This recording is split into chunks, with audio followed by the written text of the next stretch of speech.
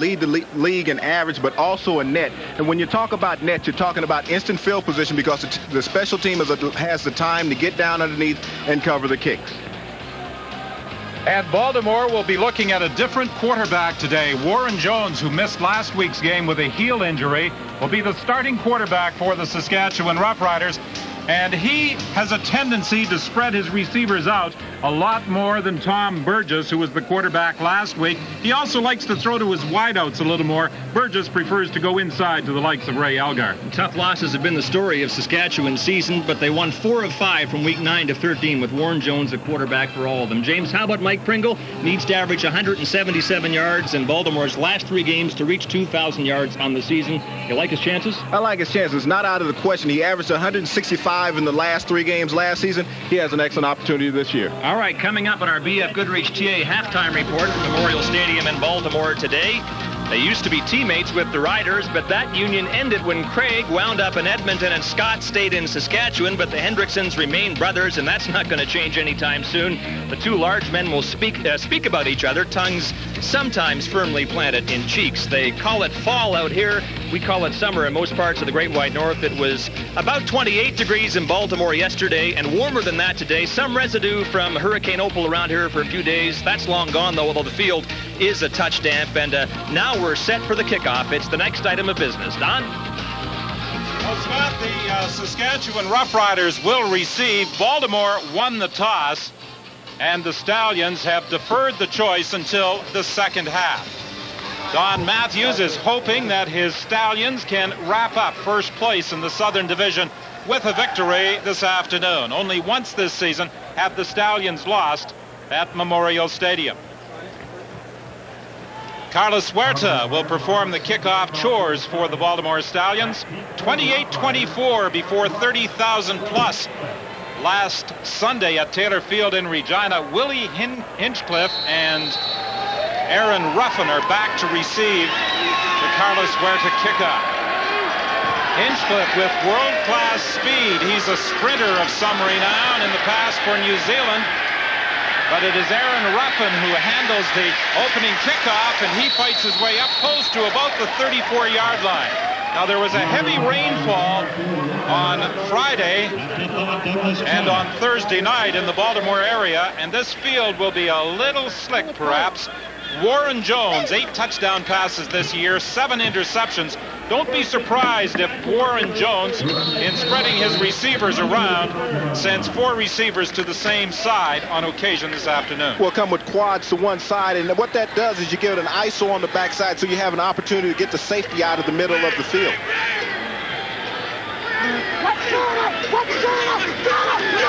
A hitch screen to Donald Narcisse, and the streak has now extended to 141 games as Donald Narcisse takes that quick hitch screen and gets it up to about the 40-yard line, a gain of about 5. Gene Mikowski making only his second start for Saskatchewan, playing the right guard position along the O-line today. Donald Narcisse has an opportunity to hit 1,000 yards in the season, having an outstanding year, 141 consecutive games now, catching passes for the Saskatchewan Roughriders. Fake handoff to Mims, but Alfred Payton was not at all fooled, and Alfred Payton gets his 17th quarterback sack of the year. Swag, as he's so dearly known by his teammates, as you said, came free from the backside. Jones looking for the naked boot. Payton right on top. He hadn't had a sack in his past 3 ball games, but now he's picked up the 17th of the season. Toby Cates is back to receive this third down punt from Brent Matich along with Chris Wright.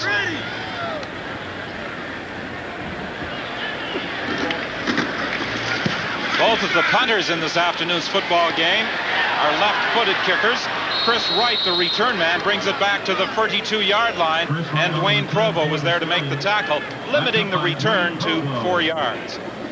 Tracy Ham has really directed a balanced attack this year for the Baltimore Stallions. 397 passing plays for Baltimore, 397 running plays. Don, when Coach Matthews was in Saskatchewan, people always questioned why he didn't like to run the ball, but he was always lining up with 2nd down and 11, he alluded to. But here with Mike Pringle, it's 2nd and 4, 2nd and 3. Yeah, he said it wasn't that I didn't like the running game. I didn't like unsuccessful runs. And here's the toss to Robert Drummond. And there's a penalty flag as Drummond gets up to the 51-yard line. That will be a pickup of close to 8, depending on the penalty call. Bud Steen is the referee this afternoon. It's going to be a personal foul on Saskatchewan. Unnecessary roughness. Saskatchewan, number 93. First down. The unnecessary roughness against Tim Edwards. This is the way the Stallions line up. Their best offensive lineman throughout the season has been Mike Withacombe, and he has played every offensive line position except center. Gerald Alphen makes a start at a slot back position for the Stallions. He played briefly last Sunday at Taylor Field in Regina in his first game in Baltimore and caught 3 passes.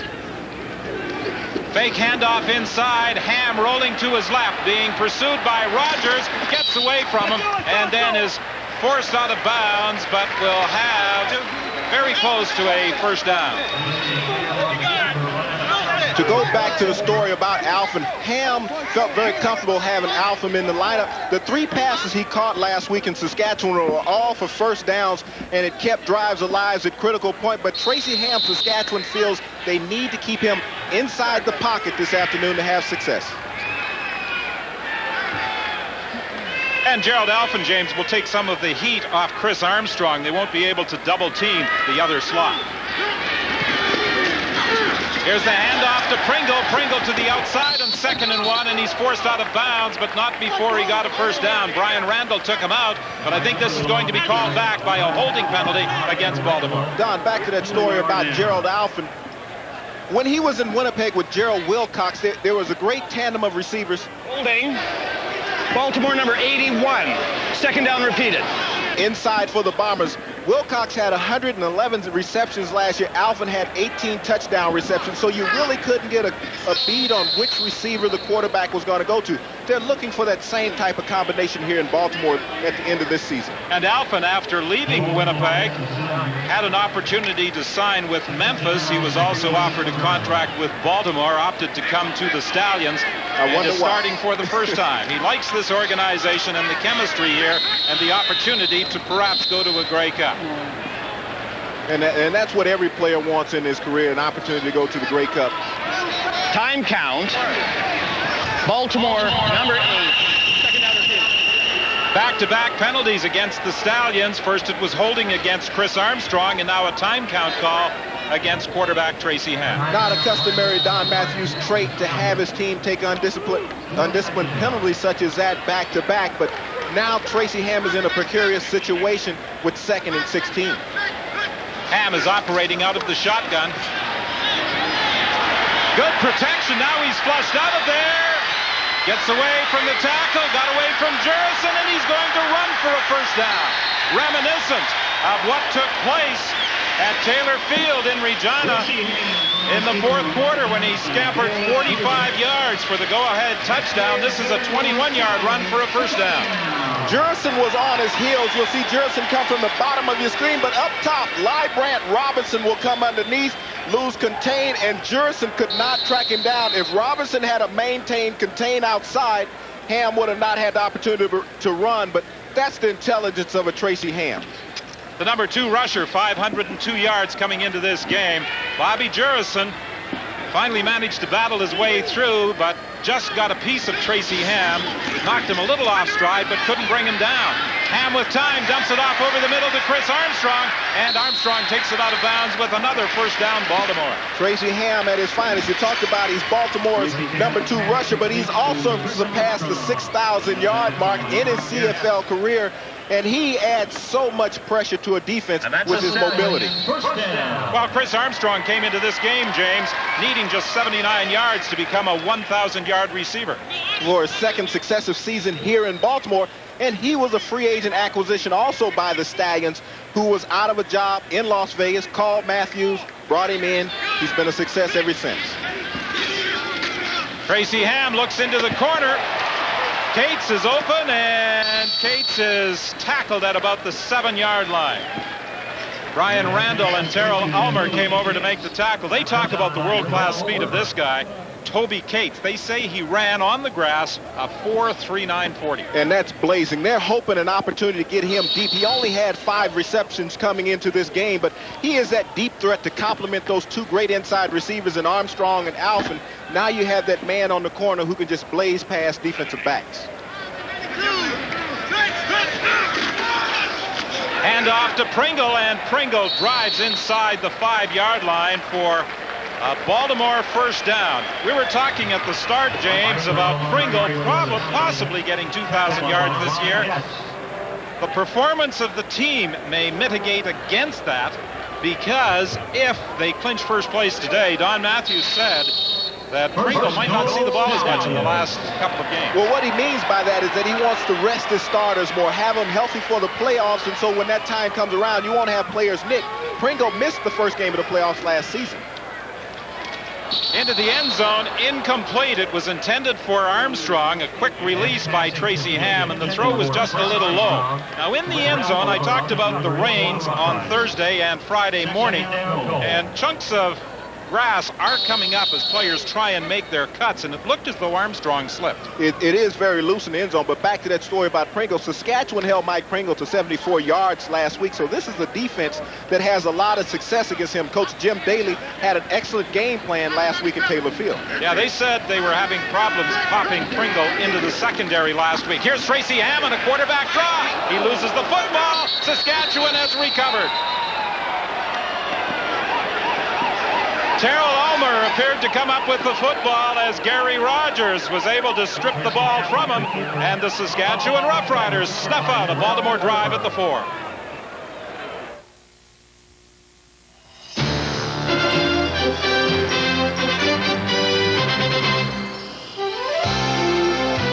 The CFL on CBC, brought to you by Ford of Canada, makers of the new 1996 Ford Taurus.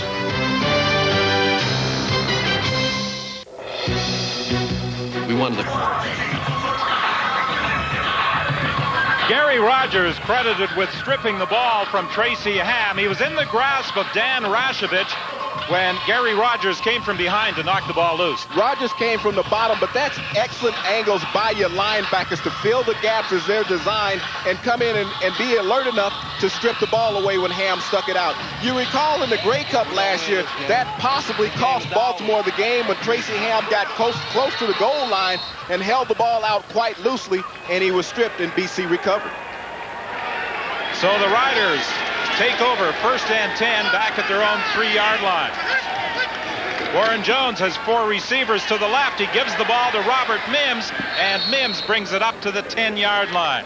Robert Mims is a very interesting story. Twice the rushing leader in the CFL while in the employ of the Winnipeg Blue Bombers, out of work last year. Don, you talk about that he was in Arizona doing nothing. Dan Rambo, Director of Player Personnel for Saskatchewan, also has a home in Arizona, and he was down working on a video football game.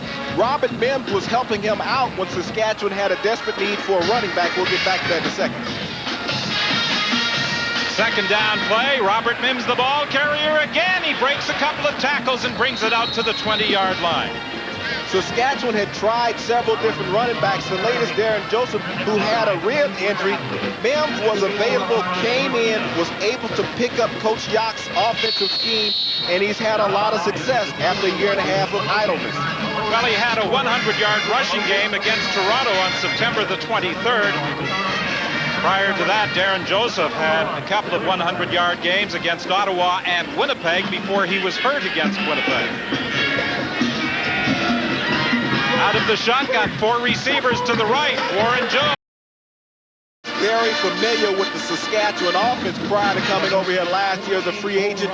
He read that route perfectly as he jumped it on Narcissus Curl. But Alfred Payton, he's going to have his hands full this afternoon with Pete Shorts, the big American right offensive tackle for Saskatchewan.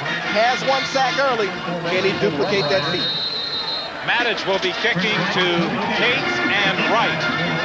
And last week at Taylor Field, in the difference in the punting average between Matic and Josh Miller. The Baltimore Stallions over the course of the game felt they gained about 100 yards. Penalty flag as Wright is forced out of bounds and forced to do some hurdling at the Baltimore bench. That was a 45-yard punt, 7 yards on the return. Greg Tucker, I think they're going to get with an illegal block for Baltimore, but one of the things you alluded to was about the difference in punt coverage. Matic cannot afford to outkick his coverage because of the great speed on Baltimore's special team. No score in the opening quarter, 7:02 remaining. This year as a passer, Tracy Ham has had just one 300-yard plus passing game, and that was against Birmingham on September 9th. Last year, 3 times he passed for better than 300 yards, once for better than 400 yards. But Coach Don Matthews is extremely happy with the balance that this Baltimore team has in its passing and running attack. As pointed out earlier, exactly the same number of plays each way. The ball comes loose, and it appears as though Brian Randall may have come up with it.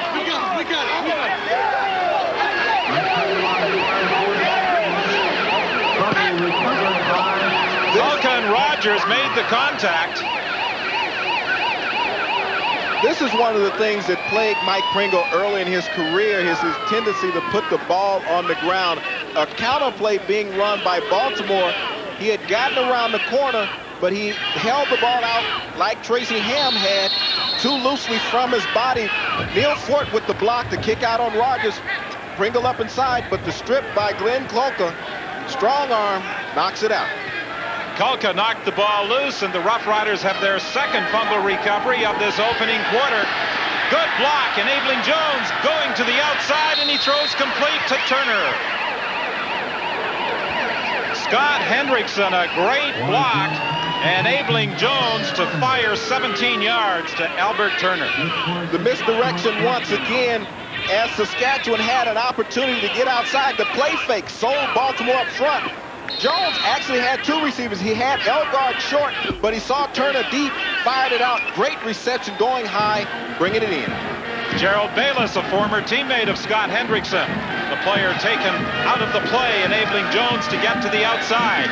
Jones from the shotgun, throwing to the short side, and Albert Turner has the reception for a gain of about 4 yards. I said at the start of the telecast that Jones had a tendency to use his wideouts more than Tom Burgess, and they're ruling that Albert Turner was out of bounds when he made that catch. He didn't agree with the call, but Jones has thrown to both Narcisse and Turner early in the ballgame. Well, he has a tendency to hold the ball longer than what Burgess would like to. Burgess wants to get rid of it quicker because he's not as elusive as Jones is. Defensively, Tucker comes into the ballgame. Maxey out for Baltimore. Pass over the middle to Donald Narcisse, and he'll be close to a first down on the 2nd and 10 play. Douglas Kraft came up to make the tackle. It'll probably be about a foot shy. Well, this Baltimore defense is a great pursuing defense, and Saskatchewan really has no choice but to go for it here on 3rd down and short. When you're fighting for that last spot in the playoff, you have to capitalize on every scoring opportunity that you get. You know, it was interesting talking to Tom Burgess prior to the game. He said, we always feel that we're capable of winning, or playing well, I should say, but we don't think that we can win every game. And he said, that's the mentality we have to get into. So a 3rd down gamble. Robert Mims gets it as he drives inside the 15-yard line. Donald Narcisse on that last reception to make it 3rd and 1, tied a career best with 86 receptions that he set back in 1990 to go along with his 6th consecutive 1,000-yard seasons and possibly reach his 7th this afternoon. He could be one of 3 100-catch receivers this year in the CFL. It's almost certain that Dave Sapunjas and Alan Pitts, 96 and 94 with Calgary, will do it. Into the end zone for Elgard. He got tripped up. There was no penalty flag. Elgard got tangled up with both Charles Anthony and Chris Johnson, and he's looking to the official, but there was no penalty flag. You talk about Elgard, he's number 2 on one consecutive 1,000-yard seasons behind Narcisse with 4. But a point you brought up a moment ago, Tommy Burgess. I want to say congratulations out to Tommy Burgess for last week in the game versus Baltimore at Taylor Field, surpassing the 30,000 career passing yards last week. Warren Jones looking at 2nd and 10. Yes, Burgess has had a great CFL career with Ottawa, Saskatchewan, and Winnipeg. And Donald Narcisse now has a career-high 87 catches on the season. He made the catch in front of Douglas Kraft, but it looks as though he's going to be short of a first down. Kraft was picked up 2 weeks ago after being cut loose by Indianapolis to shore up that corner position. They played a couple different players. They lost Smith. Well, Charles Anthony on the one corner, make that Carl Anthony, excuse me, who had an outstanding season last year to a knee injury, and now that they brought in Kraft, a former teammate of his in Calgary, they feel they have the player to take him through the playoffs. Well, the Roughriders take a look, and they see that they're about 1.5 yards shy of a first down, so they're going to send out the field goal unit. Watch for the shift by Saskatchewan on this play to possibly get Baltimore to jump off sides and pick up the first down. Only in one game this year did Ridgway fail to kick a field goal. And he easily puts this one through as the Saskatchewan Roughriders jump into a 3-0 lead with 3:47 remaining in the opening quarter. Moments ago, Saskatchewan coach Ray Yawk was quite upset and animated in a conversation with umpire Bill Wright. And James, I would have to guess he was complaining about the lack of a flag and what he thought was an interference call on Ray Elgard in the end zone. Well, I'm going to have to agree with Coach Yawk on the sideline, because when you get in critical situations like that, you hate for the officials to cost you a game, and he might have had a complaint.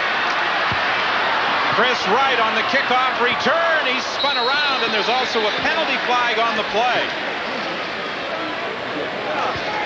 An 8-yard run back. Ray Elgard was the reason for that complaint by Coach Yawk. Watch at the end of this as Ray Elgard gets tripped right here. He had a clear path to the football, but he was tripped up in the end, and it cost him an opportunity for a touchdown. Chris Johnson was the player who ran up on him. Holding. Baltimore number 32 on the run back. 10-yard penalty. First down. Ray Elgard has only scored 2 touchdowns this season, and both came in the same game against the Winnipeg Blue Bombers. And this is a man who has 78 career touchdowns. Well, it had been a long drought for him. He actually kissed the field at Taylor Field on his second touchdown because he had forgot on the first one. It had been so long since he had scored. Yeah, he said, I simply forgot to do it the first time. Hit screen to Shannon Culver. He goes into traffic inside, and it will only get a couple of yards. Complete to Shannon Culver is an interesting story. He dressed for the season opener in 1994, had difficulty learning his assignments. He quit, was then suspended and released. But he came back this year and asked for a tryout, and Coach Don Matthews was happy to comply. The injured Saskatchewan player is linebacker Dan Rashovich. Dan Rasovich, a 12-year CFL veteran, been with a lot of teams, but he's found a home here in Saskatchewan. He's had an opportunity to start for the last 3 seasons and really be able to respond to that, having a fine season. And you hate to see Dan go down like this. Well, he came from Montreal in the dispersal draft in 1987, James, and he got bent over backwards on the inside action, I believe. Well, you'll see Rasovich right here, and we'll get a shot as it rolls through as he comes back in his pursuit on the slip screen underneath. He comes back with a good angle, but if we get a freeze right here, you'll see his leg is bent back underneath him right there, and that's where the problem comes from as Rasovich is bowled over. You'll get another look from a better angle from behind. He's down on his knees, and that pile just comes over, and he can't get that leg unfolded from underneath him. Well, there are many times, and you've probably been in a similar situation, James, where you get into that traffic in the middle and you just get bent over in awkward positions and you can't do anything about it. You feel so helpless, and sometimes as we see Rasovich going off the field under his own power, the initial shock of that has a tendency to be more than what the actual injury could be. 3:13 remaining in the opening quarter. Saskatchewan leads 3-0.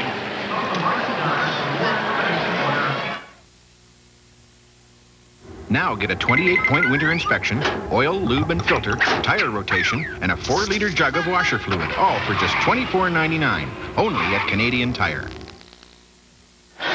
Second and 8 for Baltimore. Tracy Ham with time. Now he's down back at the 5-yard line. Something that Coach Ray York told us yesterday, James.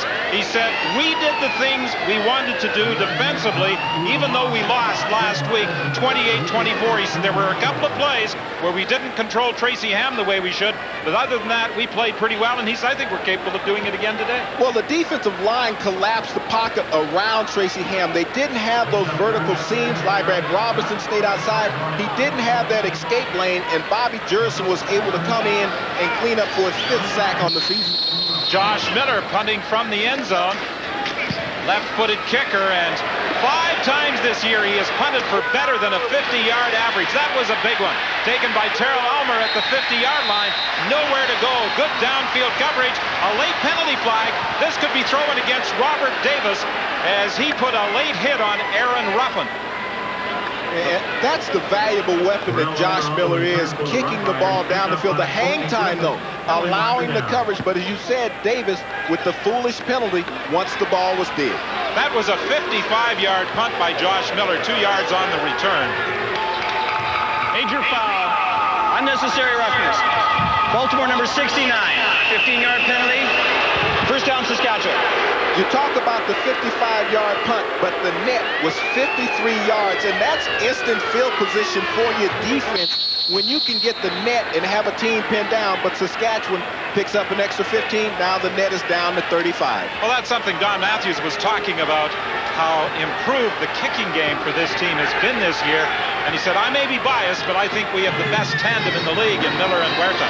Got my vote. On the sidelines, Robert Mims with a couple of nifty moves to pick up additional yardage and the Saskatchewan first down. Robert Mims was never thought about as a very elusive back, even in his days back in Winnipeg. More of a power-type back, something you don't commonly see in the CFL. But he's always had the good hands out of the backfield. That time, able to pick up 12 yards on first down, concentrating on the football. We did a game last week where a lot of receivers looked away prior to making the catch. That time, Mims made sure he had the reception. And Mims had problems finding a job with Shreveport, Las Vegas, and BC. He had tryouts but couldn't get work. And here is Warren Jones, and Jones tried to go down, and Matt Goodwin made sure that he did go down at about the 27-yard line. 1:47 remaining in the opening quarter. 3-0 Saskatchewan leads. Goodwin, the Rookie of the Year in the CFL last year, and the award winners certainly have had a rough time this season, haven't they? Don, I think this is the first time in the history of the CFL that all 5 award winners have actually missed games in the following season. 2nd and 6. Pass is complete for a first down to Dan Farthing. He takes it out of bounds down to the 16-yard line. Dan Farthing out of the University of Saskatchewan.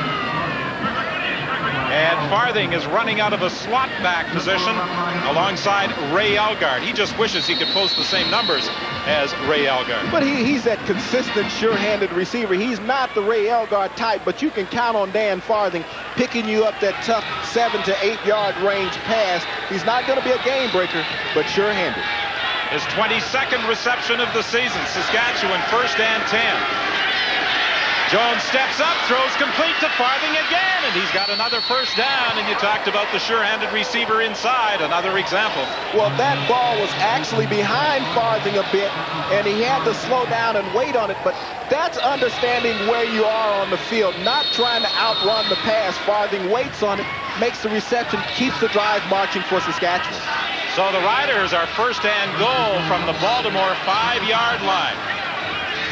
Many people thought that the Saskatchewan Roughriders really didn't have much of a chance with their final games in the schedule. Here's Donald Narcisse, touchdown! 2 with Baltimore, 2 with Calgary, and a final game with BC. But right now, they are leading Baltimore in this rematch by a score of 9-0. after losing by 4 points last Sunday at Taylor Field. And the Saskatchewan team has looked sharp offensively. Well, to say that Saskatchewan didn't have a chance in this game, all you had to do was really look at last week's game. Saskatchewan led that game up into 3 minutes and 24 seconds to go until surrendering the lead to Tracy Ham on that 45-yard touchdown scamper. But Donald Narcisse running into traffic, making an excellent reception. This is the team that came to play for their playoff life this afternoon. David Ridgway adds the point after, and the Saskatchewan Roughriders on the final play of the opening quarter have jumped into a 10-0 lead. The Riders in a battle with Winnipeg for the final playoff berth in the Northern Division.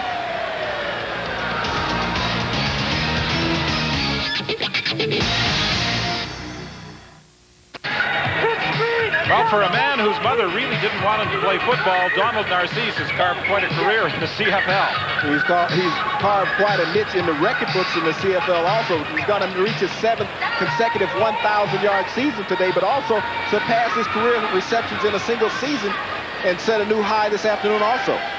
In the last 7 games, Donald Narcisse has really held a hot hand, 52 receptions, and he has 4 more today, 88 for the year.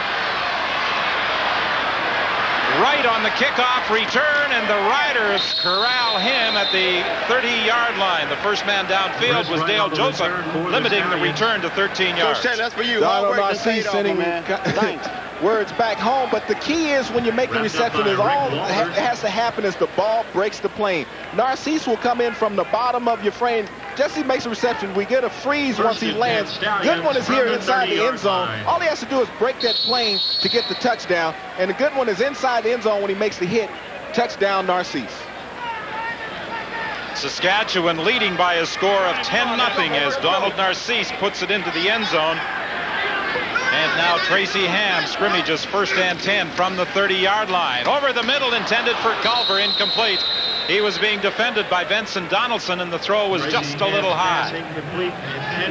2 fumbles and recoveries by Saskatchewan really hurt Baltimore in the opening quarter. One, they appeared to be driving for a touchdown when they fumbled. Tracy Ham lost the handle, and the Saskatchewan Roughriders were able to march downfield and kick a field goal. Turnovers have always been a telling story in a football game, and Saskatchewan with the +2 and the 10 points on the scoreboard. 2nd and 10. Ham is under some pressure. Now he comes out of the pocket, throws deep. Too far for Cates. Actually, Cates had to hold up initially, and then Ham overthrew him as Cates shifted gears. Ham's thought that Cates would continue running, and when he broke out of his stride, Tracy had already thrown the ball, and the ball went out of his outreach fingers. You'll get just the last bit of that play right here. Cates looking back over his shoulders. If he had been in full stride, it would have been 6. He might have ran all the way to Washington. Randall and Ruffin are back for this 3rd down punt. Randall will take it at the 25. Randall spins away from one tackle. Now there's a flag as he brings it back to the 40-yard line. Peter Tuipulotu was the man who made the tackle, limiting the return of Brian Randall to 15 yards. Saskatchewan really has to feel good about the score. Last week at Taylor Field, they were trailing 7-3 at the end of the first quarter. They have a 10-zip lead here in Baltimore. So their game plan has been working defensively. They've been able to keep Mike Pringle contained, not allow him to break loose. Tracy Ham has had marginal success also. There were 2 penalty flags. Let's listen to Bud Steen. Illegal block on the return. Saskatchewan number 35. Major foul, unnecessary roughness, dead ball foul. Baltimore number 4. Net the penalties, 5 yards. 1st down, Saskatchewan. Well, Saskatchewan gains 5 as a result of the penalties. Alvin Walton called for the dead ball foul, the holding infraction against the Saskatchewan Roughriders. And Don Matthews won't be at all happy with the way things have transpired so far in the football game. Some needless penalties by his team, 2 of them after the whistle, and of course the 2 fumbles.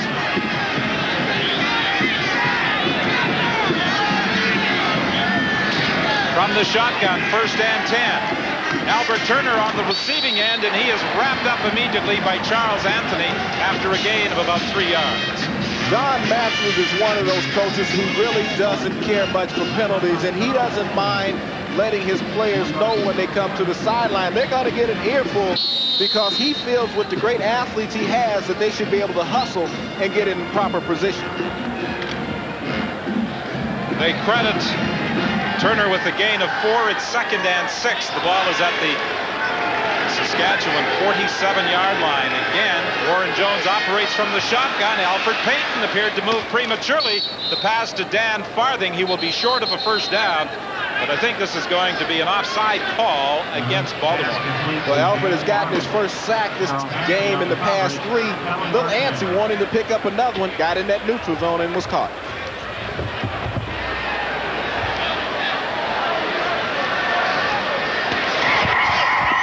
Offside. Baltimore number 56. 2-second hour kid. Alfred Payton played college football at Grambling, and Alfred Payton was talking yesterday about his coach at Grambling, Eddie Robinson, who later today will be going for his 400th victory.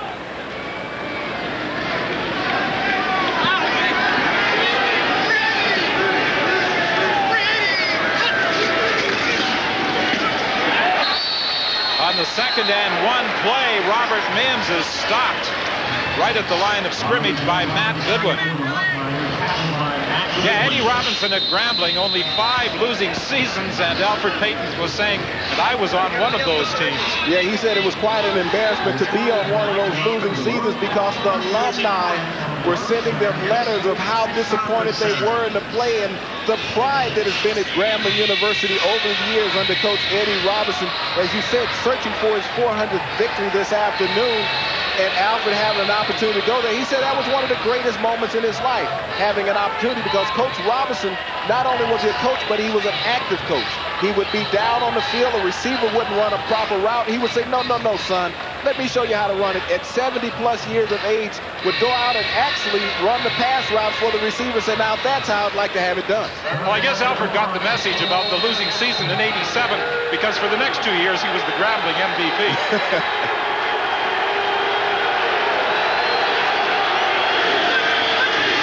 Third down gamble, and driving straight ahead, Warren Jones should have the first down. He had to get up to about the 54, and he appears to have achieved that goal with 12:13 remaining in the second quarter. Saskatchewan leading by a score of 10-0. What Saskatchewan is doing is controlling the clock. They're taking their time as they're marching down the field. They're not pressing. You really haven't seen the big plays in their arsenal. They're nickeling and diming down the field, and they're keeping this Baltimore offense off of the field, because when you keep Tracy Ham on the bench, that's the best defense that you can have.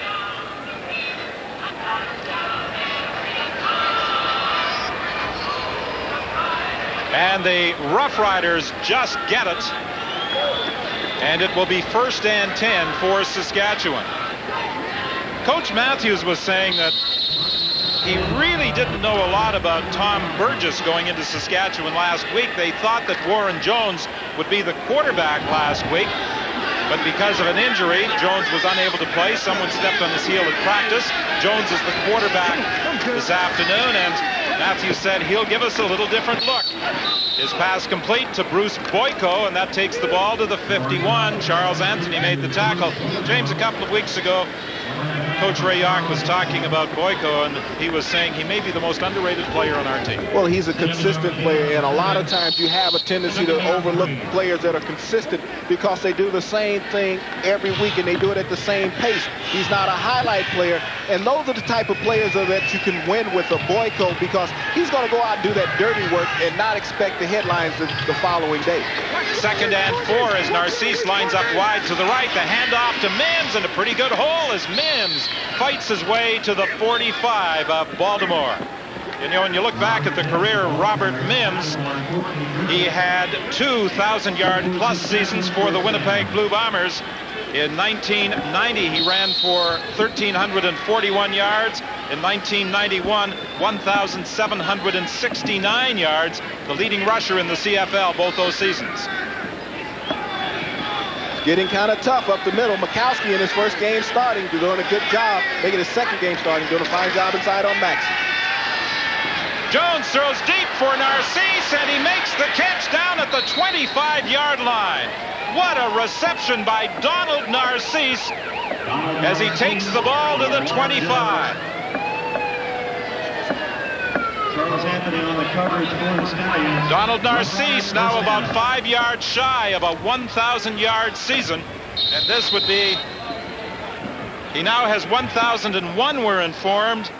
A 7th consecutive 1,000-yard season for Donald Narcisse. And you can't say enough about what Donald Narcisse has done today, this year, throughout his career. Fake inside to Mims. Pass along the sidelines for Narcisse. And the way Narcisse is going this afternoon, he may hit 100 catches. What's so amazing about Donald Narcisse, he is not the fleetest of receivers, but the pass routes that he run are so precision is that defensive backs really cannot gauge him. Watch as he squares this off. You really don't know where he's going. Irv Smith is still in his back pedal, Lester Smith as it is, and he has to come back, but Narcisse has already made the reception. And now Donald Narcisse has tied Tony Gabriel for the number 5 position on the all-time list. 614 career receptions. Robert Mims driving inside looking for the first down, and he should have it as he fights his way down close to the 15-yard line, perhaps even getting inside the 15. Gravely and Goodwin made the tackle. This is a situation that Baltimore's defense is not accustomed to being in. It's very hot here in Baltimore this afternoon, but they've been on the field for about 5 minutes on this drive as Saskatchewan has just marched down the field. And this offensive line for Saskatchewan is just controlling them. Being led by Mike Anderson at center, they're doing a good job against this Baltimore defensive front. You think the defensive players wearing green and white are happy to be sitting on the bench watching what's going on? Having a nice cold drink of water. First and 10. Mims gets down to the 10-yard line and will, or third, I should say, and 1, and Mims gets down to the 10-yard line. And now it will be first. And will it be first and goal? No, they can still get a first down as the ball is just outside the 10-yard line. You know, you talked about Alan Boyko earlier. Watch as he comes off tackle and gets the block right here on Gravely. That is the key to the run. And you talked about him not being make that Bruce Boyko, the big star player, but he gets the job done for the running backs following him. First and 10 from just outside the 10. And Jones is going to throw this one away. Said Allen, that's his brother in Winnipeg. There's a penalty flag in the end zone. Albert Turner was covered. Jones passing complete, intended for Albert Turner. And we'll wait for referee Steen to indicate what the penalty call was. This may have been an interference call in the end zone. Illegal contact on an eligible receiver. Baltimore number 21. It's a restricted penalty. And it's first down, Saskatchewan. Irvin Smith, the corner, was guilty of the interference call. That takes the ball to the 5-yard line. Some believe that Smith is the best cover man in the CFL. Well, he hadn't had much work coming in until Doug Kraft was brought into the lineup. Since Kraft has been added, they've started throwing at Smith. And Donald Narcisse has been working on Smith this afternoon, and he picked up that last penalty. First and goal now for Saskatchewan from the 5-yard line. Operating out of the shotgun. Jones steps up. Now looks into the end zone, and standing all by himself is Donald Narcisse. His second touchdown of the ball game. Donald Narcisse got the defensive back completely turned around. And James, I think even you and I could have made that catch. Well, let's go with I and leave you out of that, okay? Because I don't know if you can get that deep. We have to bring some CPR out possibly. But Smith actually came up when he saw Jones breaking the pocket and left Narcisse all alone. You can't do that. And this is the threat that a Warren Jones gives you. Looks like he's going to run. He has the ball tucked, pulls it down, and Smith comes up. Narcisse plants on the baseline there. Touchdown, Saskatchewan, 16-0 lead. Donald Narcisse now with 7 touchdowns on the season. And the Saskatchewan Roughriders have looked as sharp offensively in this first half as I've seen them at any time this year. David Ridgway adds the point after. A 2-touchdown performance by Donald Narcisse as he achieves another milestone, a 7th consecutive 1,000-yard season. 8-yard drive for a 17-0 Saskatchewan Roughrider lead. And the Baltimore Stallions, who were hoping to clinch first place in the Southern Division with a win this afternoon, are now up against it. Chris Wright on the return. Wright trying to go wide, and good downfield coverage by the Saskatchewan Roughriders. Benson Donaldson made the tackle. The ball to the 25. On the coverage for the Stallions. Donald Narcisse now about 5 yards shy of a 1,000-yard season. And this would be, he now has 1,001, we're informed. A 7th consecutive 1,000-yard season for Donald Narcisse. And you can't say enough about what Donald Narcisse has done today, this year, throughout his career. Fake inside to Mims. Pass along the sidelines for Narcisse. And the way Narcisse is going this afternoon, he may hit 100 catches. What's so amazing about Donald Narcisse, he is not the fleetest of receivers, but the pass routes that he runs are so precision is that defensive backs really cannot gauge him. Watch as he squares this off. You really don't know where he's going. Irv Smith is still in his back pedal, Lester Smith as it is, and he has to come back, but Narcisse has already made the reception. And now Donald Narcisse has tied Tony Gabriel for the number 5 position on the all-time list. 614 career receptions. Robert Mims driving inside looking for the first down, and he should have it as he fights his way down close to the 15-yard line, perhaps even getting inside the 15. Gravely and Goodwin made the tackle. This is a situation that Baltimore's defense is not accustomed to being in. It's very hot here in Baltimore this afternoon, but they've been on the field for about 5 minutes on this drive as Saskatchewan has just marched down the field. And this offensive line for Saskatchewan is just controlling them. Being led by Mike Anderson at center, they're doing a good job against this Baltimore defensive front. You think the defensive players wearing green and white are happy to be sitting on the bench watching what's going on? Having a nice cold drink of water. First and 10.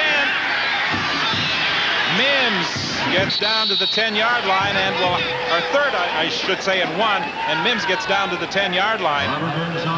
And now it will be first. And will it be first and goal? No, they can still get a first down as the ball is just outside the 10-yard line. You know, you talked about Alan Boyko earlier. Watch as he comes off tackle and gets the block right here on Gravely. That is the key to the run. And you talked about him not being make that Bruce Boyko, the big star player, but he gets the job done for the running backs following him. First and 10 from just outside the 10. And Jones is going to throw this one away. Said Allen, that's his brother in Winnipeg. There's a penalty flag in the end zone. Albert Turner was covered. Jones passing complete, intended for Albert Turner. And we'll wait for referee Steen to indicate what the penalty call was. This may have been an interference call in the end zone. Illegal contact on an eligible receiver. Baltimore number 21. It's a restricted penalty, and it's first down Saskatchewan. Irvin Smith, the corner, was guilty of the interference call. That takes the ball to the 5-yard line. Some believe that Smith is the best cover man in the CFL. Well, he hadn't had much work coming in until Doug Kraft was brought into the lineup. Since Kraft has been added, they've started throwing at Smith. And Donald Narcisse has been working on Smith this afternoon, and he picked up that last penalty. First and goal now for Saskatchewan from the 5-yard line. Operating out of the shotgun. Jones steps up. Now looks into the end zone, and standing all by himself is Donald Narcisse. His second touchdown of the ball game. Donald Narcisse got the defensive back completely turned around.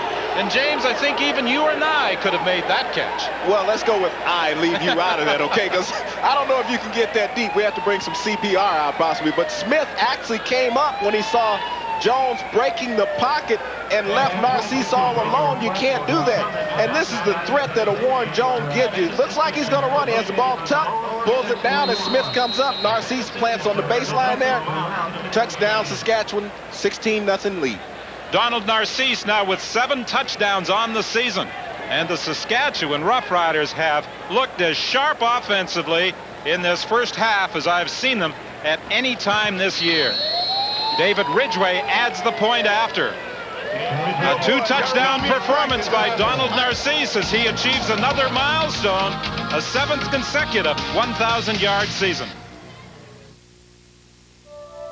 8-yard drive for a 17-0 Saskatchewan Roughrider lead. And the Baltimore Stallions, who were hoping to clinch first place in the Southern Division with a win this afternoon, are now up against it. Chris Wright on the return. Wright trying to go wide, and good downfield coverage by the Saskatchewan Roughriders. Benson Donaldson made the tackle.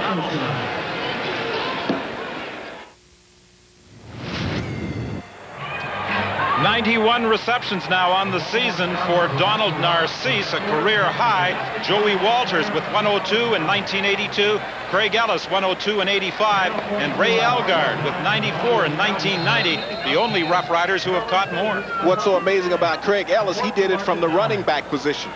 Joe Powell was his quarterback, the offensive coordinator for Edmonton. And then Craig Ellis managed to have a 100 reception season after he returned to the CFL with the Edmonton Eskimos. LeBrant Robinson in there to make the tackle on Mike Pringle. Tui Pelotu, who alternates at the fullback position with Robert Drummond, a little slow in getting up, and he'll head off to the bench, and Drummond will come into the ball game. Here's the touchdown that we saw with Narcisse. As Irvin Smith releases Narcisse when Jones breaks contain, Narcisse just sets down, gives his quarterback a target. Touchdown was the result. Second down play with Pringle trying to go wide. Good pursuit by the Rough Riders. He'll be close to a first down, getting up in the vicinity of the 35-yard line. LeBrant Robinson came over along with Getz and Randall.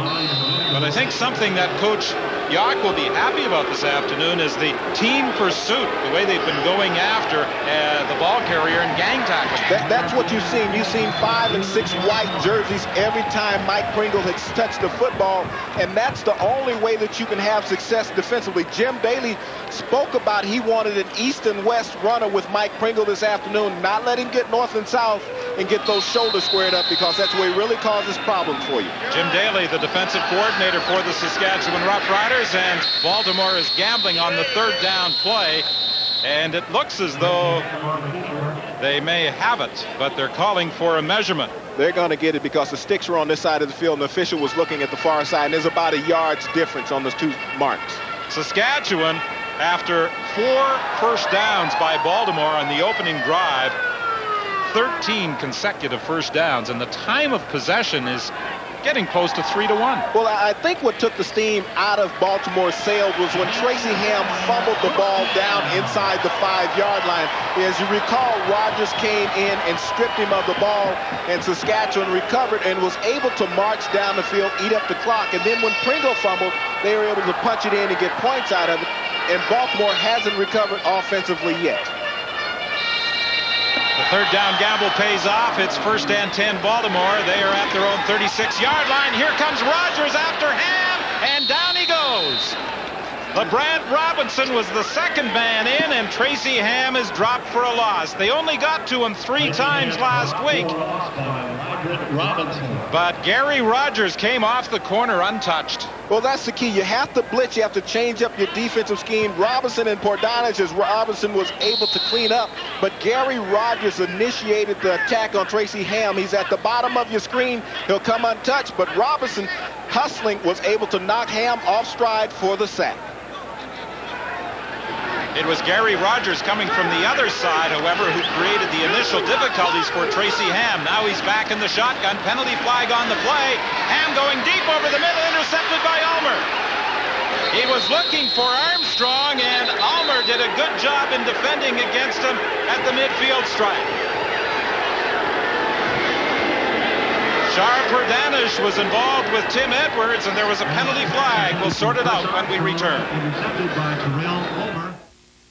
He has the Roughriders into a 2nd and 3 situation. Handoff to Mims, and Mims fought his way down to the 45-yard line, stopped there by Grant Carter. It appeared as though Mims was a little unsure as to which way to go, a little stutter step as he appeared to be searching for a hole. Well, that time he didn't have a clear running lane. As you see him down blocking, everyone is down blocking. Everyone's going one direction, trying to get Mims to come back against the flow, but Baltimore didn't have many takers on him and was able to stop him short.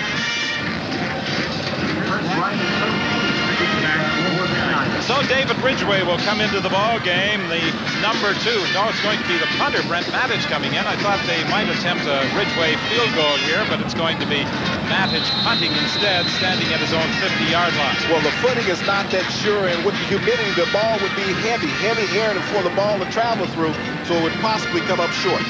Dave doesn't have the leg he had 5 years ago. He might not agree with you on that, James. Well, I stood next to him on the field. Looked like he lost weight. The punt is blocked. Walton got to it. Now Mattich picks it up. Mattich gets it again, and this time he kicks it away. Chris Wright chases back after it. Picks it up at the 20-yard line. Penalty flag in the play. When was the last time you saw 2 punts on the same play? Wright manages to stay in bounds. He may go all the way.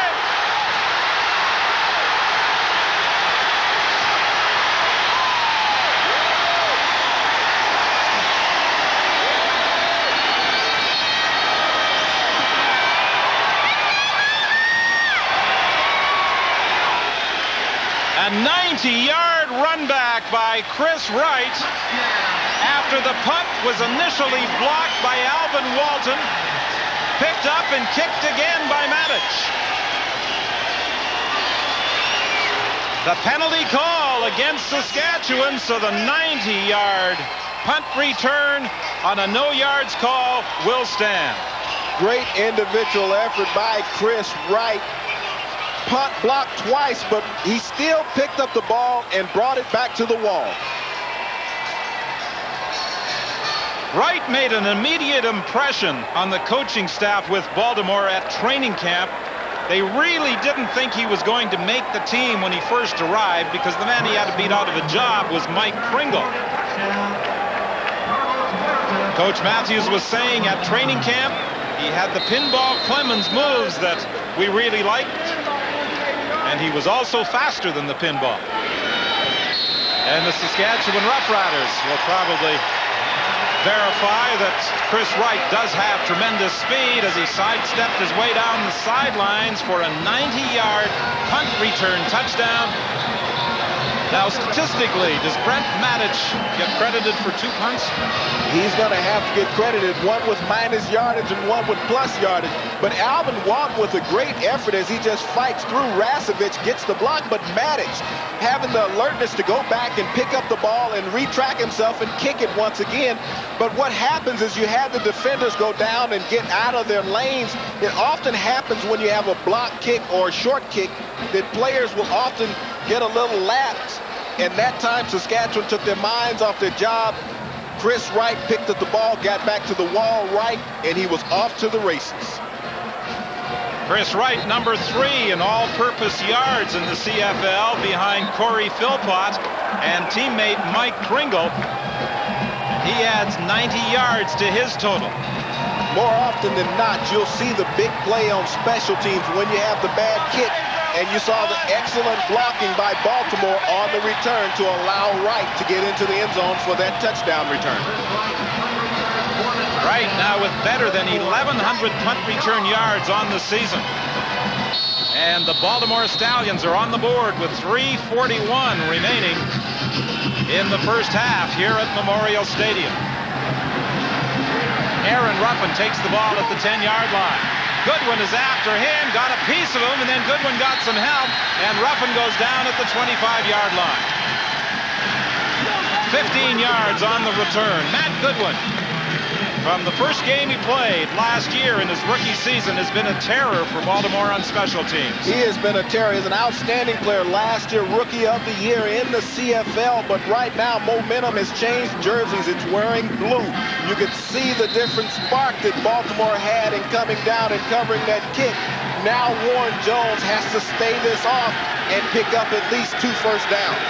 17-7, Saskatchewan leads. The Baltimore fans hoping with that punt return touchdown the momentum will change, but Donald Narcisse gets his hands on the ball and takes it up to about the 38-yard line, tackled there by Charles Anthony, about a yard short of a first down. You spoke about Narcisse's mother saying that he was too small to play football, but he accredits most of his football ability to his college coach, Lionel Taylor, who believed in him and brought him in at Texas Southern and made him the player that he is today. And Donald Narcisse is having an outstanding afternoon in Baltimore. At Memorial Stadium, Saskatchewan leading 17-7. Coming up on the BF Goodrich TA halftime report, the brothers Hendrickson, 2 large men, once wild, but getting more mellow as they reach their mid-20s, just like Don and James did. This is not to say they're elder statesmen yet, but they're still characters, and we'll look into the relationship with Scott, who plays for Saskatchewan, and Craig, who's in Edmonton after a few years in Saskatchewan. That's at halftime, Don. And Scott Hendrickson has made a couple of key blocks this afternoon, springing Robert Mims loose. That time they didn't spring Mims loose, but he may have the first down. Alfred Payton came in to make the tackle, but Mims had to get up to the 35-yard line. Go ahead, take it in. And they're going to call for a measurement here. Jones has completed 15 of 18 pass attempts so far in the football game for Saskatchewan, including 12 in a row. And they are just a little shy of a first down with 2:46 remaining in the first half. It looks as though Ray Yock is opting to leave the offensive unit out there. Well, that's a long yard that they have to pick up, and Baltimore is a tough defense to run on. Alfred Payton made that last tackle. Everyone knows of Alfred as being a great sacker, a pursuer of quarterbacks, but he's a very solid, well-rounded defensive end because he came into this game and he's already picked up his 30th tackle on the season. A key third down play for Saskatchewan. Jones driving straight ahead, and it appears he has crossed the 35-yard line. The 90-yard punt return touchdown by Chris Wright, his 3rd of the season. He opened the year with punt return touchdowns in his first 2 games against the BC Lions and San Antonio, but that's his longest, 90 yards. Baltimore has always thought of Wright as instant field position. That time he didn't give him a chance. He just took it in himself. He wanted to be on the highlight reel, but when you have a valuable weapon like that, you have to take every opportunity to get the ball in his hands, and Chris Wright has delivered this year for the Stallions. And that's why Don Matthews was talking about the kicking game being improved. He was talking about not only Josh Miller and Carlos Huerta, but the return game with Chris Wright. Well, also Carlos Huerta, when he kicked that last extra point, became the Stallions' all-time single-season scoring leader. He came in with 164. Now he has 165, and he broke last year's mark by Igwe. 2:11 remaining, and here's the long throw intended for Turner. Incomplete. Kraft was defending against him. Jones came into the game with some designs in trying to test Douglas Kraft on the corner to find out whether or not he would cope with the speed of Turner and Narcisse. Douglas Kraft has always been known as a very physical defensive back, likes to play bump and run. You can see Turner and Kraft boxing with each other basically as they were going down the field throwing blows, but Kraft ran stride for stride with Turner, and now Saskatchewan has a 2nd and 10. After 12 completions in a row, the first miss by Warren Jones. 2nd and 10 from his own 30, or from the 35. This is intercepted, picked off by Courtney Griffin. Bruce Boyko makes the tackle.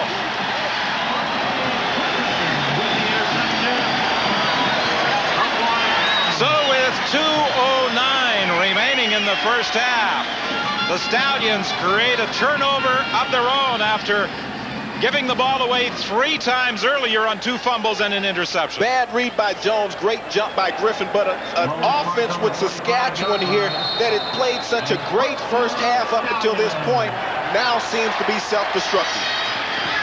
Ball at the 45 of Saskatchewan.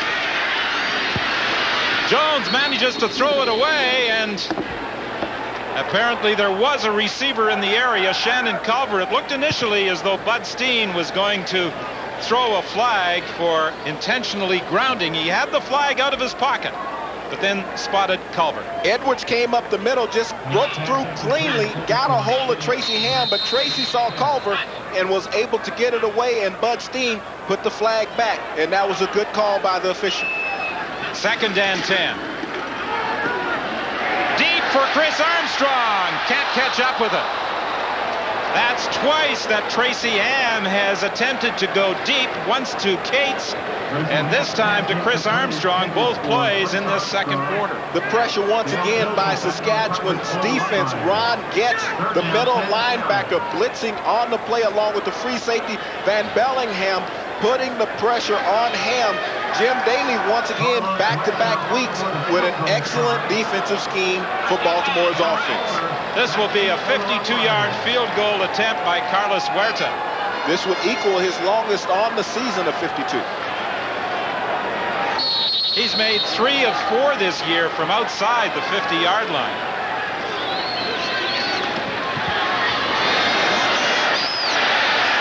This kick is wide. Brought out of the end zone by Ulmer. Ulmer gets a couple of blocks, now finds a hole, and he brings it all the way back to the 42. 1:33 remaining in the first half.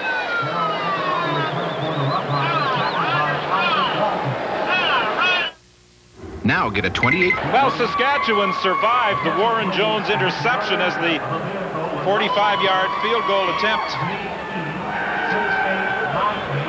or the 45-yard run back, gives the Riders good field position at the 42-yard line. The 52-yard field goal attempt sailing wide. I said that Huerta had only missed once in 4 tries from outside the 50-yard line. That was up at Iverwin Stadium in Hamilton on the Labor Day weekend when he actually slipped in attempting to plant on a field goal attempt. Had all that tape up under his shoe at that point, and when he came in on that stride, it lost his footing. Tim Edwards is the defensive tackle that is down for Saskatchewan, who put that pressure on Tracy Ham in that last series and forced him to get rid of the ball quicker than what he wanted. This defensive unit for Saskatchewan has started to round out. They had a lot of positions changing early in the year. They were trying to find the right combination of players, but now they feel very comfortable with the unit that they have, and they've had an outstanding first half here today.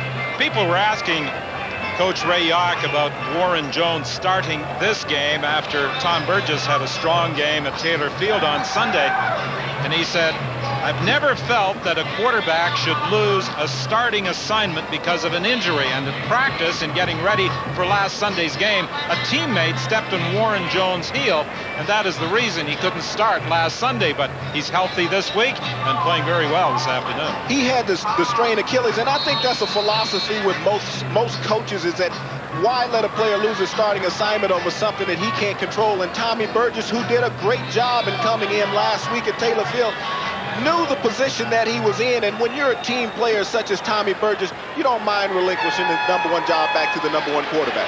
Burgess, number 6 on the all-time touchdown pass list with 188. An incomplete pass intended over the middle for Ray Elgard. Broken up by O.J. Brigance. O.J. Brigance, the player who broke it up. Ray Elgard, nicknamed Harley by his teammates. Harles. This time Harles couldn't haul this one in as the ball hit him in the hands, but the pressure is getting to Jones, and that's what Baltimore will do. They will come at you relentlessly, but Jones has been able to elude it for the most part here in the half. 2nd and 10. The ball is at the 42. 1:36 the time remaining in the first half. Saskatchewan leading by a score of 17-7. 4 receivers to the left. Jones takes off to the right side. And something that Jones will do more often than Tom Burgess is run with the football. Well, that's what you have with a Jones, is you have that big mobile quarterback. It puts a lot of pressure on the defense. You spoke about earlier in the opening about the 4 receivers to one side. He was hoping that he could get Baltimore to roll to the field, but when you get a player to stay at home like Peyton did on that last play, it makes it very difficult. Saskatchewan is going to be forced to punt.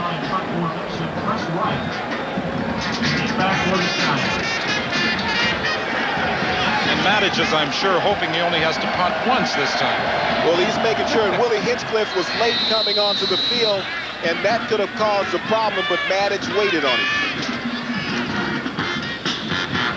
Wright chasing down the punt by Matic. Penalty flag, and this almost certainly will be a no yards call against Saskatchewan. There were at least 3 inside the 5-yard area after a 38-yard kick. I think that's one they'll accept after taking it back 90 yards on that last one. Give him the no yards, stop him, and give him the 5-yard penalty. Brooks Finlay appeared to be one of those inside the 5-yard area. No yards. Saskatchewan number 87, 5-yard, no-yard penalty. First down. The coach's son. Now, how do you discipline your own son for getting a penalty? Joey York is the player that the officials called. You'll see him at the right of your screen as Joey is trying to get down and cover, and he just went into that 5-yard rule. But hey, when you got a guy that can break it like Wright, just make the tackle. Brooks Finlay was also down there, and he made the tackle. Little swing pass coming out of the backfield. Pringle, the ball carrier, and he is taken out of bounds up near the 39-yard line by the corner, Benson Donaldson. I tell you, the key of that play was Mike Pringle setting up a blocks for Cates to come in and make his wide receiver. You'll see it as he comes in. Cates comes back on a peel back block on Joseph. Excellent job of setting him up by Mike Pringle. That's what good running backs do with great vision. They see the entire field. Well, for the past 2 years, Pringle has certainly seen the entire field in Baltimore, and he is hopeful this year of breaking 2,000 yards. But he has some work to do if he hopes to get there, and Ron Getz is making sure he doesn't even pick up a first down on this second and about 2 play. Getz had a strong game last Sunday at Taylor Field. He made 6 tackles for the Riders. Well, last year, Ron was Saskatchewan's nominee for outstanding defensive player in the league. Scraped to the outside, came up. That's what you do when your defensive lineman will keep the offensive lineman off of you. It allows you to scrape and run freely through holes and make tackles such as Getz did. Josh Miller, 55-yard average in kicking the ball this afternoon. I talked earlier about the 5 games where he has punted for better than a 50-yard average this year. He had a 56.7-yard average against Shreveport on September 15th. The Saskatchewan Roughriders called a timeout with 1:09 remaining in the first half. Another big kick by Miller. Ruffin goes back to his 11-yard line. And again, good downfield coverage by Baltimore. Greg Tucker was the first man downfield. That was a 60-yard punt by Miller, 9 yards on the return. Scott Hendrickson, who along with brother Craig will be featured at halftime. Now looking to open up some holes or protect quarterback Warren Jones for the final minute of this football game in the first half. Which is the smaller of those 2 brothers? I know he has the nickname of Pooch, and everyone teases him. Is that because he's the smallest? I'm not sure which of the 2 is the smaller. Wouldn't invite either one over to dinner, though. Scott is 6'3", 285 pounds. Robert Mims, the ball carrier, with a gain of close to 5 up to the 25, stopped there by middle linebacker O.J. Brigance. The development of Greg Carter as a defensive end enabled Baltimore this year to shift O.J. Brigance into the middle linebacking position. Well, they felt that was a natural position for him because of his mobility, and he could roam from sideline to sideline. And Carter, in his first full season of starting out at the University of Pacific, has really rounded out. He added 15 pounds in the offseason, which has really helped him anchor that defensive end position. 41 seconds remaining in the first half with the clock running.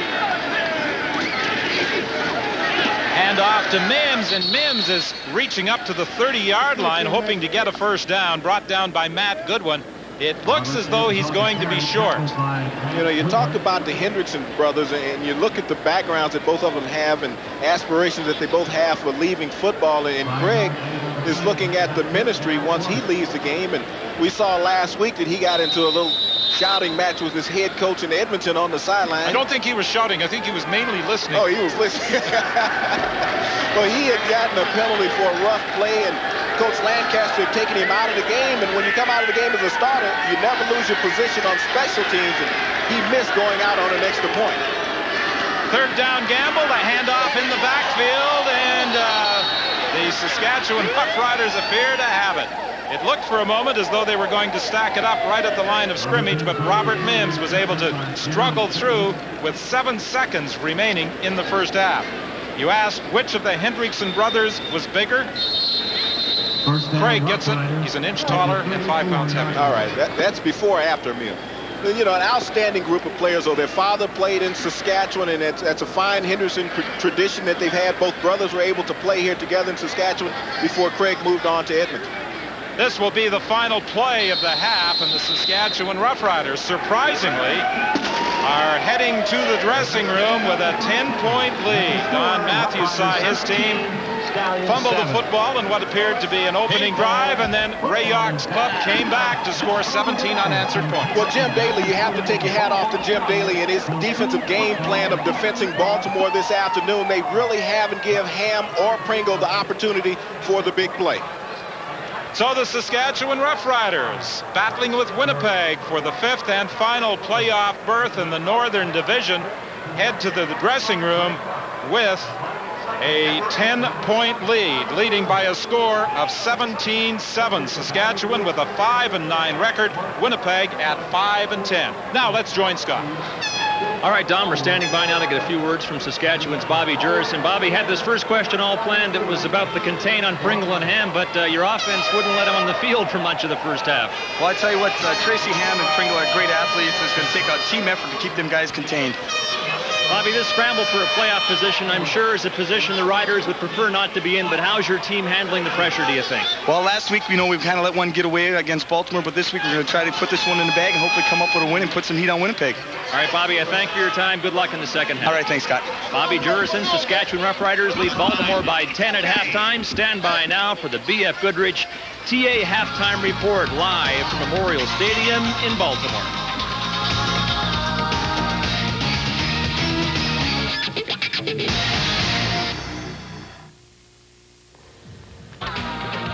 30 minutes of football complete here in Baltimore, and the Green Riders lead. Who'd have figured that? Well, we could say the Hendrickson brothers were model children growing up in Brandon, but that would be revisionist history. Scott, by his own admission, was trouble from the get-go. Craig may have looked good by comparison, but he was also a handful. Their acts are solidly together now, though. In fact, they were together, I should say, as teammates with Saskatchewan for a couple of years until Craig joined Edmonton as a free agent, but their relationship has not suffered. My brother and I have always been tight. Growing up, we were always best of friends, always through college. And really, we're just two guys that can, if we have a problem, we can share it with each other and expect an honest, straightforward answer from the other. He's a great guy. He's an honest guy, sincere, straightforward. And there's no backstabbing going on. He'll let you know what he feels.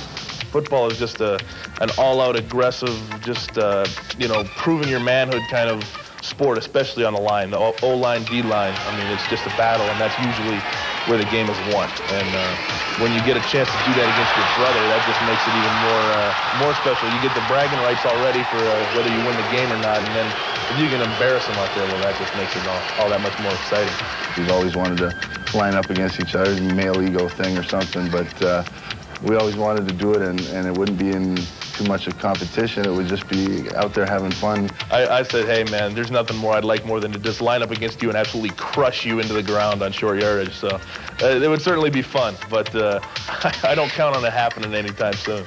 We try to watch each other's games all the time and critique each other, and we let each other know when we see each other get beat badly or run over, but we also try to let each other know when we think that they've done well and played well. So we try to encourage each other, and I think it's really good. I think we get along as well or better than any brother combination. We just have fun knowing that we're on this field at the same time as each other, and we're competing at the pro level against each other, and that's something that not too many people can get out of life. our dream, I think both of us, is probably to try to get back to play with each other again, whether it be here or somewhere else. You know, it's tough to say, but I think that we certainly would like to finish our careers playing together again, you know, and if we can, right beside each other. Well, the Hendricksons have CFL bloodlines. Their father, Lefty, about a quarter of his son's combined weight, played with BC in the late 60s, early 70s, looked nothing like his boy Scott, who toils in the trenches. Nice work by Scott there against O.J. Brigance in the first half of this game, and his Riders lead heading for the second half.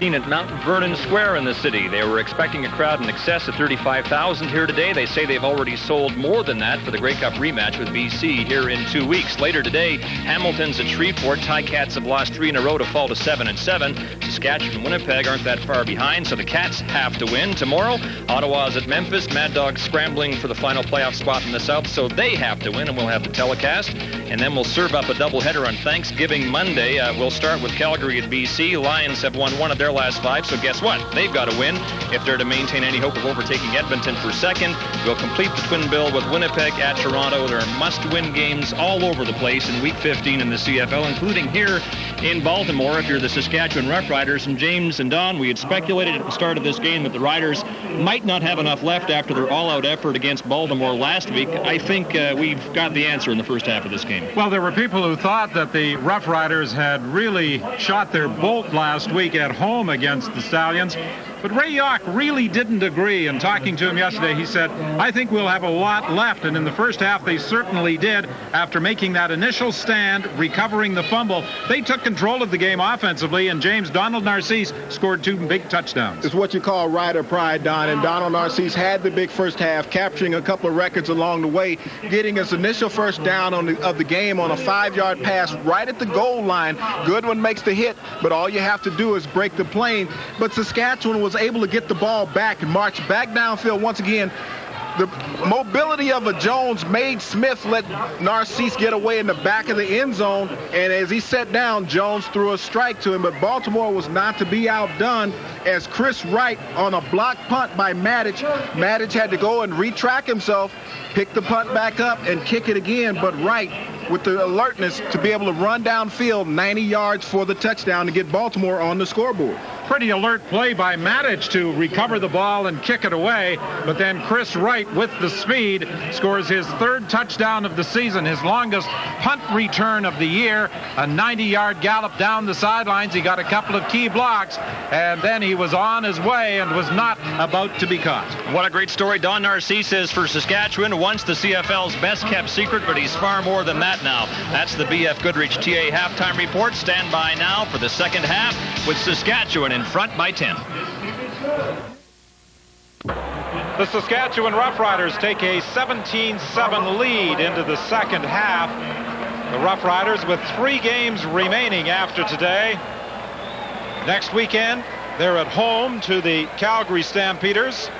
Then they play in Calgary on the 22nd, wind up the season in British Columbia on the 28th, and they're hoping to have close to 50,000 people in attendance for next Saturday's game against Calgary. The kickoff grabbed by Tui Pelotu at the 36-yard line, a 1-yard run back after the 40-yard kickoff. Teams fighting for the final playoff berths, or berth, I guess you could say. Saskatchewan facing opponents with a combined record of 35-7. They have 2 with Calgary, 1 against BC. Winnipeg, 2 games with Toronto, 1 against Ottawa, and the 1-loss records of those 2 teams add up to 6-36. A distinct difference. Even more so when you add in Baltimore. Here's Drummond looking for the pass. There's a penalty flag. There was also a penalty flag back at the line of scrimmage.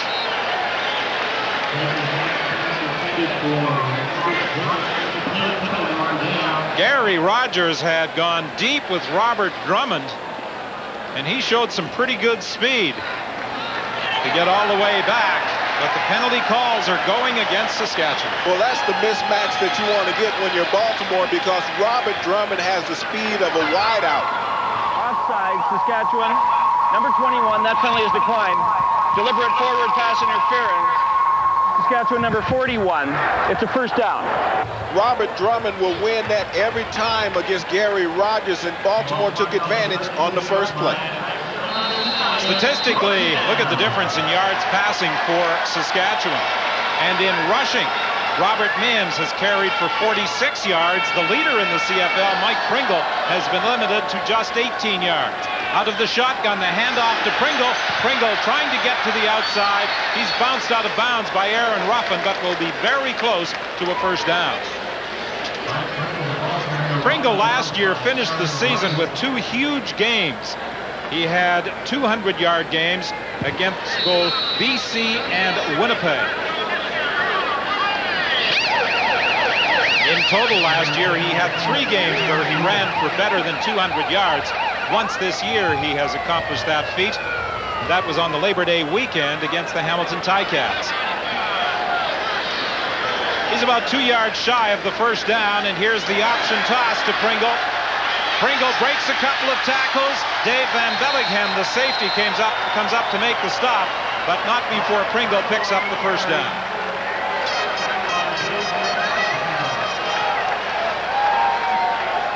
Miss. What Pringle does is he makes the first tackler miss. As you see him run through the tackle of Getz before Van Bellingham can come up and bring him down at the 12-yard line. That's what's made him so successful, is that leg drive of running through tacklers. Brooks Finlay is the Saskatchewan player down on one knee. He was shaken up a little earlier in the football game. He made the initial contact with Pringle. The winner will receive 2 airline tickets to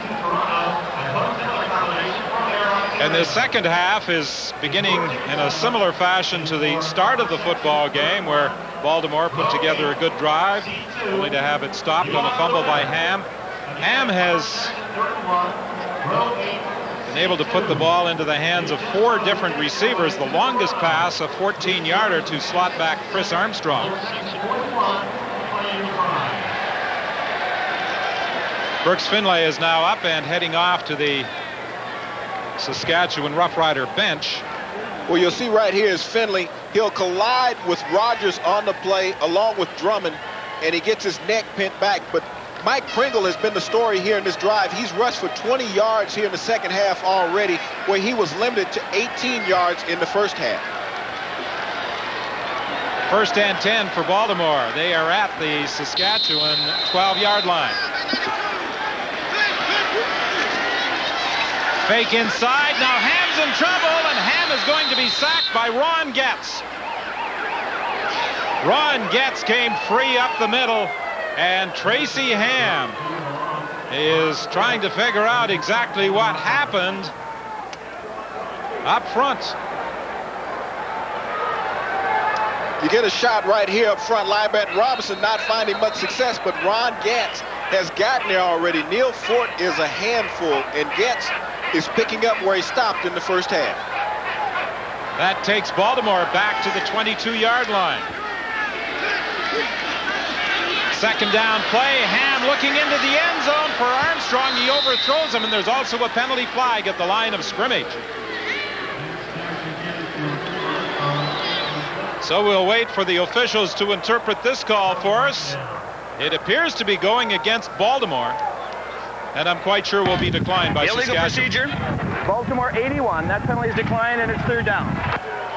The procedure call against Chris Armstrong, and Don Matthews cannot at all be pleased with what he has witnessed in the way of penalties so far today from his team. Well, they've taken his team out of great field position, and that's been a troublesome point for him here all afternoon. But Saskatchewan, you also have to give them credit because they've played great defense, and when you have an offense playing on his heels, they don't always click. Huerta with a 29-yard field goal attempt. This one is good. And the Baltimore Stallions have closed within a converted touchdown with 12:36 remaining in the third quarter. Here's another B.F. Goodrich TA freewheeling football winner. Keep watching the CFL on CBC. You could be a winner. The opposing coaches worked together in 1993 in Saskatchewan. As a matter of fact, For one game in Calgary where Don Matthews was rushed to hospital with an emergency appendectomy, Ray Yauch took over as the interim head coach, and they ranked number 3 and 4 on the all-time list in coaching victories. 132 for Yauch, 122 for Matthews. Pass complete to Albert Turner, but he's going to be dropped for a loss as Jones was attempting to set up the hitch screen to the right, read well by both Matt Goodwin and Alfred Payton. Back to that sack that Ron Gatz had earlier on Tracy Ham. You'll get a shot at Getz here. What they do is they outman Baltimore. Getz is going to come back through the seam free, and he's going to drop Tracy Ham right back in the pocket for the big loss on the play. And it was a great move by Getz. Ham went down. Yeah, I see you right there, baby. Very quick move by Ron Getz to get through and bring down Tracy Ham. Now it's Warren Jones with a quick pass to Turner. He'll be close to a first down. Irvin Smith, the corner, came up to make the tackle, and that's something that Coach Matthews was saying as well. He said teams like to make a lot of quick throws against our defensive unit. Well, the quick throws, and back to that point you made about Ray Yauch coaching that game in Calgary. For that one game, Warren Jones was his quarterback in that game, and they came very close to beating Calgary, and I think that's what really sold him on Warren Jones and being his quarterback of the future. But the quick hitters, Warren has the ability to get the ball out to the wideouts in a hurry. Third and less than a yard, and as they measured, Warren Jones went over to the bench to confer with his coach. And the Saskatchewan Roughriders, with 11:31 remaining in the third quarter and leading by 7 points, are going after it. Well, they have to go after it, and they have to chew up the clock. They have to keep the sticks moving.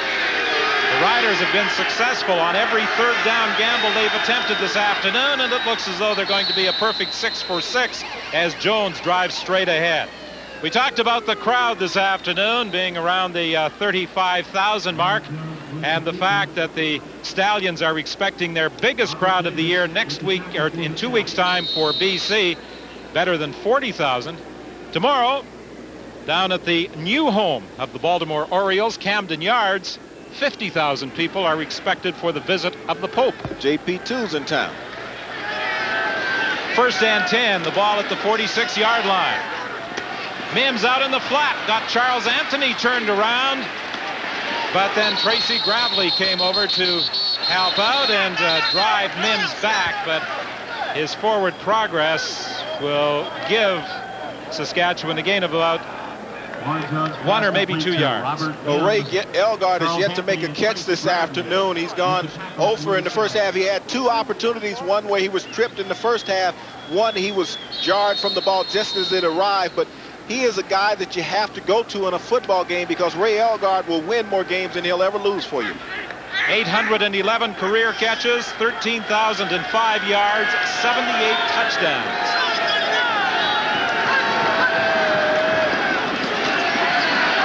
Warren Jones forced to step up, and his pass knocked down at the line of scrimmage by Gerald Bayless. There's also a penalty flag in the play, a holding call against Saskatchewan.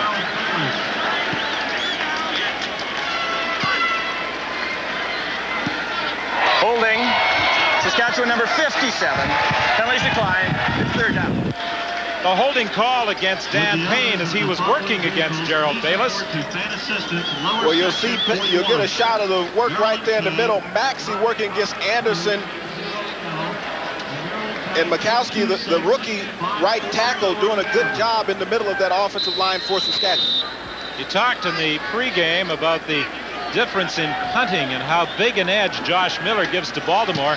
He has outkicked Brent Matic by 20 yards. And that difference will increase with this kick by Matic going out of bounds at the 38-yard line. That was only a 22-yard kick. Well, Josh Miller, coming into last season with Baltimore, had not expected to play football. He had been out of football for 2 years prior to coming to trainer camp. This season, knowing that the job was his, he went on a stringent off-season workout regimen, gained 15 pounds of muscle, lost some body fat, and it's really improved his kicking. Also, he has a great long snapper that gets the ball directly back to him, and he doesn't have to search for it when it's in flight. Miller was also saying he feels stronger and much more flexible this year. And this is Mike Pringle up across the 45 to about the 46-yard line. Getz and Ruffin came over to make the tackle. Tackled by Ron Getz. Steve Barato, the offensive coordinator, a former assistant coach in Saskatchewan, BC, a head coach in Calgary. And he puts in the Baltimore game plan under the supervision of the head man, Don Matthews. Works quite closely with Tracy Ham in devising the game plan each week. So far, Tracy Ham hasn't been happy with the way things have gone, but it's improving now. Armstrong on the receiving end of the throw, taken out of bounds by Almer, and one of the officials got knocked down over on the far side of the field. Trying to scramble to get out of the way. Wound up on his back.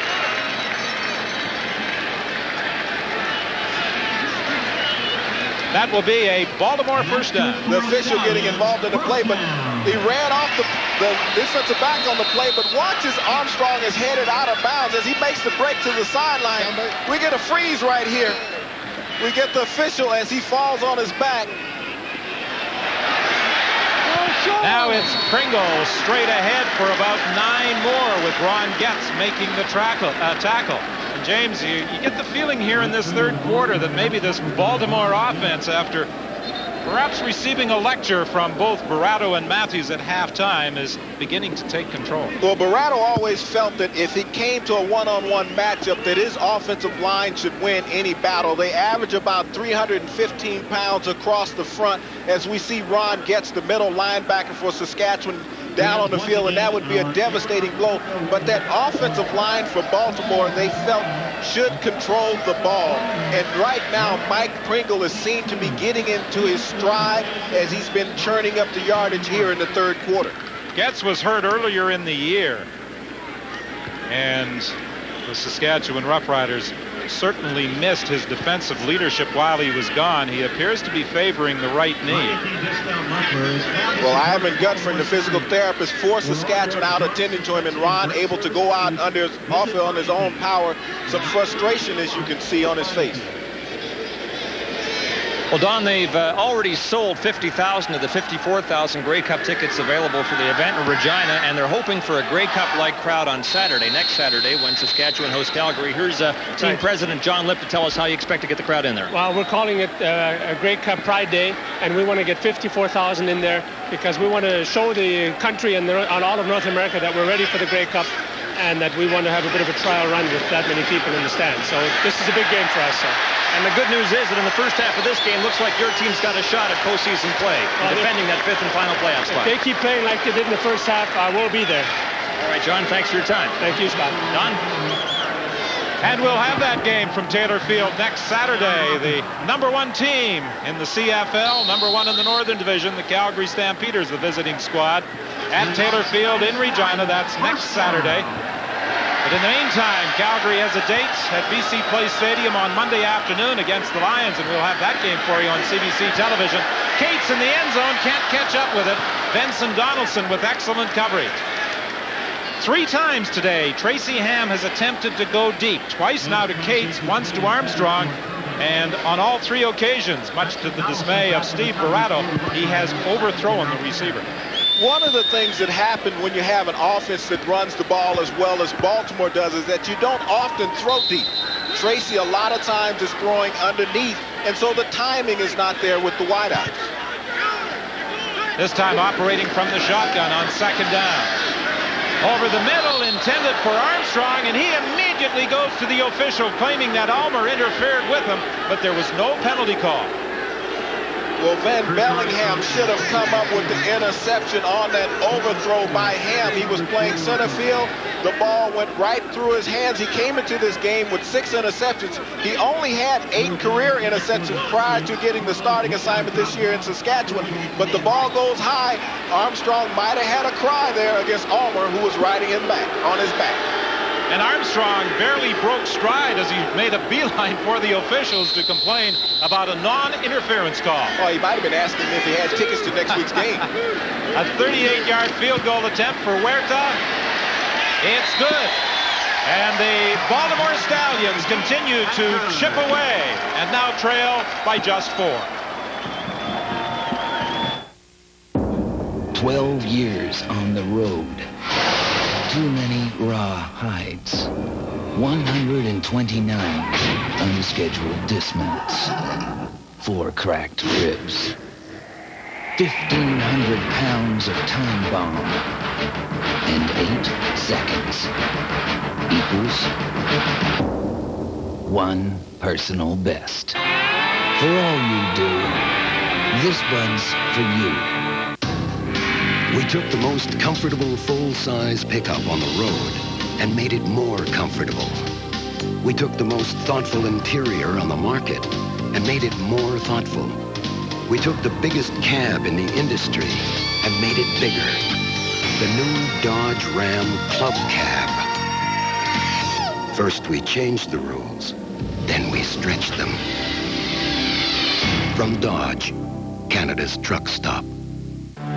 Win $20,000 in Robin's Donuts 20th anniversary celebration. It's a new era with delicious new products and a really big prize.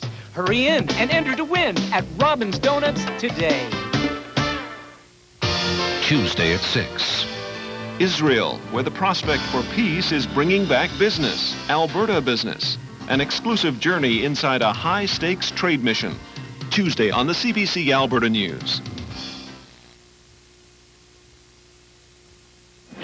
Well, after Saskatchewan scored 17, Baltimore has come back with 13 unanswered points. The Riders this year with a record of 5-9. They started the season 0-5. They have lost 4 football games they feel they could have won. They lost by 6 to Memphis, 7 to Edmonton, 4 to Baltimore last week, and by 1 point to Winnipeg. And now they lead by 4 as Warren Jones was looking for Dan Farthing. Farthing was open. That pass may have been deflected at the line of scrimmage, and Jones is unhappy about something. I'm not sure what. Well, what Saskatchewan needs to do is be more concerned about how well Baltimore is playing defense here in the second half. They've picked the tempo up. They've jumped the routes on the receivers. They're not allowing Jones the comfort level that he had in the pocket in the first half. He had excellent protection in the first half as he staked Saskatchewan to a 17-0 lead. Now he'll operate from the shotgun, 4 receivers wide to the right, and that's the direction Jones rolls. Now he's in trouble. Throws the pass, and he was throwing that one away. The closest man to it was Ken Watson. Carter was coming from one side, Payton from the other, forcing Jones to hurry the throw. With the quad sets to the right, you put one receiver backside. Dan Payne has to buy more time for his quarterback. Alfred Payton beat him cleanly around the corner because Jones wanted to come back in where he had Farthing singled on the left and go to him. Well, the crowd is very much back into this football game. I'm sure they were somewhat stunned by the 17-0 Saskatchewan lead in the first half. This is a much better kick by Matic. Taken by Wright at the 27-yard line. Looking for some blocking to form. He spins off a hit and falls up at the 45. A 48-yard punt that time, 18 yards on the rundown. Don, only a net of 30 on the punt by Matic, and that is the problem for Saskatchewan. Chris Wright, instant field position, because when you're only gaining 30, that means that Baltimore is winning the battle right there, field position. Nick Subas, the center for Baltimore, has had an outstanding second half. He and Mike Anderson, the center for Saskatchewan, both alumnus of San Diego State, only 2 teams in the CFL with offensive linemen from that school. Here's Tracy Ham doing what he does so well, taking off with the football and using a bit of a straight arm on safety, Dave Van Bellingham, to pick up 22 yards.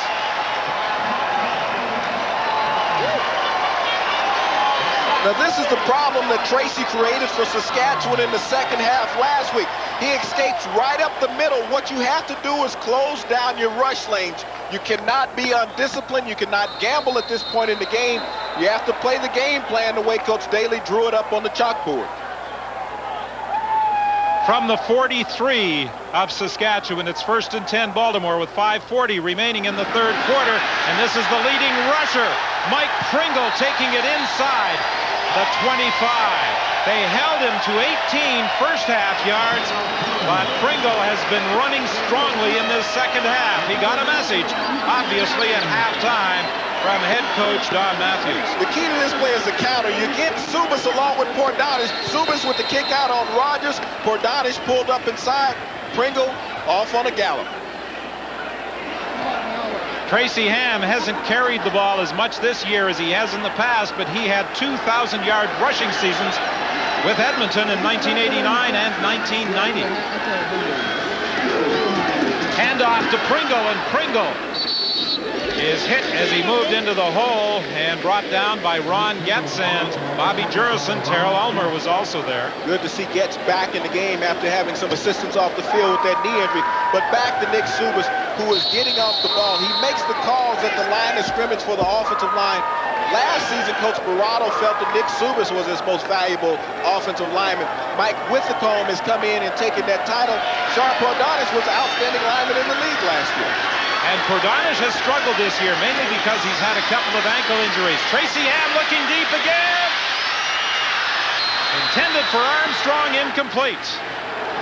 And Armstrong goes right up on top of one of the old baseball dugouts, the visiting team baseball dugout, when Memorial Stadium was home to the Baltimore Orioles. But once again, Tracy Ham struggling and trying to throw the deep ball. They've had a lot of success marching down the field, running the ball. They kept Saskatchewan on the heels. They went away from what got them here, and now they're forced once again with Werther to come on for another field goal attempt. Last year, Chris Armstrong had 8 games with 100-plus receiving yards. This year, just 3. They all came in a row against Birmingham and twice against Shreveport. Werther's field goal attempt, and that cuts it to 1 point with 4:09 remaining in the third quarter at Memorial Stadium.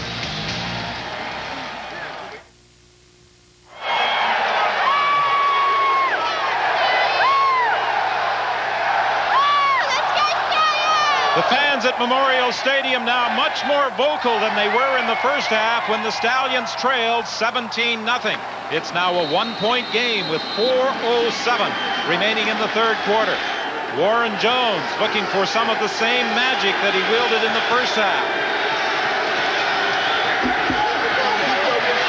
He fakes to the left. Now Payton knocks it loose. The ball is loose, picked up by Baltimore.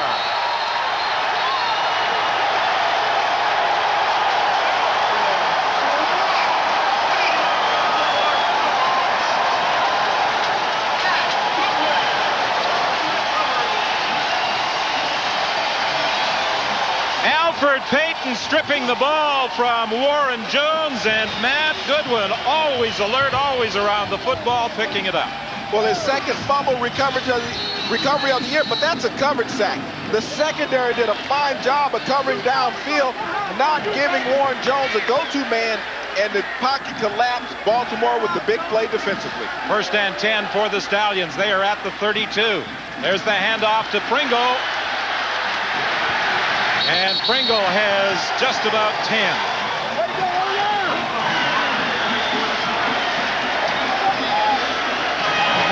And Pringle, who had only 18 yards in the first half, has run for 81 so far in the second. Warren Jones being stripped from behind by Alfred Payton. He could have just gone for the sack, but he came with the swipe with the right arm to dislodge Jones of the football, and Baltimore with excellent field position at the 20. His Grambling coach, Eddie Robinson, looking for win 400 today, would be pleased with that one. And what about this play? Gerald Alphen on the receiving end of the touchdown toss, but there's a penalty flag.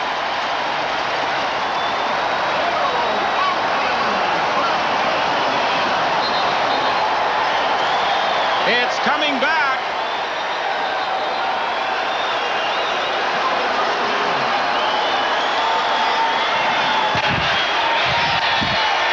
Procedure. Baltimore number 81. It's a 5-yard penalty and down repeated. I think that's about the 3rd time this afternoon that Chris Armstrong has been guilty of a procedure call, trying to get that jump at the line of scrimmage before the ball is snapped. Well, you know, it's cost Baltimore in a couple of critical situations, but Gerald Alfred ran a tremendous post route to get open, and a nice strike by Tracy Ham. But at the top of your screen, you'll see Armstrong get into that neutral zone, and it cost Baltimore a touchdown. The ball comes back now to the 26-yard line. 1st and 15. Ham looking for Alphen again. Throw was a little too high as Alphen, the veteran receiver, covered by Joseph. When you're in a football game, not many opportunities do you get to score, especially when you're in the red zone, and you have to take advantage of them. Saskatchewan was able to get away with allowing one by Baltimore making a mistake. Now they need another big play on second down. A frustrating afternoon for the coaching staff over on the Baltimore side. Steve Barato most upset with what he has seen a couple of times, particularly the procedure calls, and the most recent that negated an apparent Baltimore touchdown. Into the end zone again. This time Alphen's got it for the major score.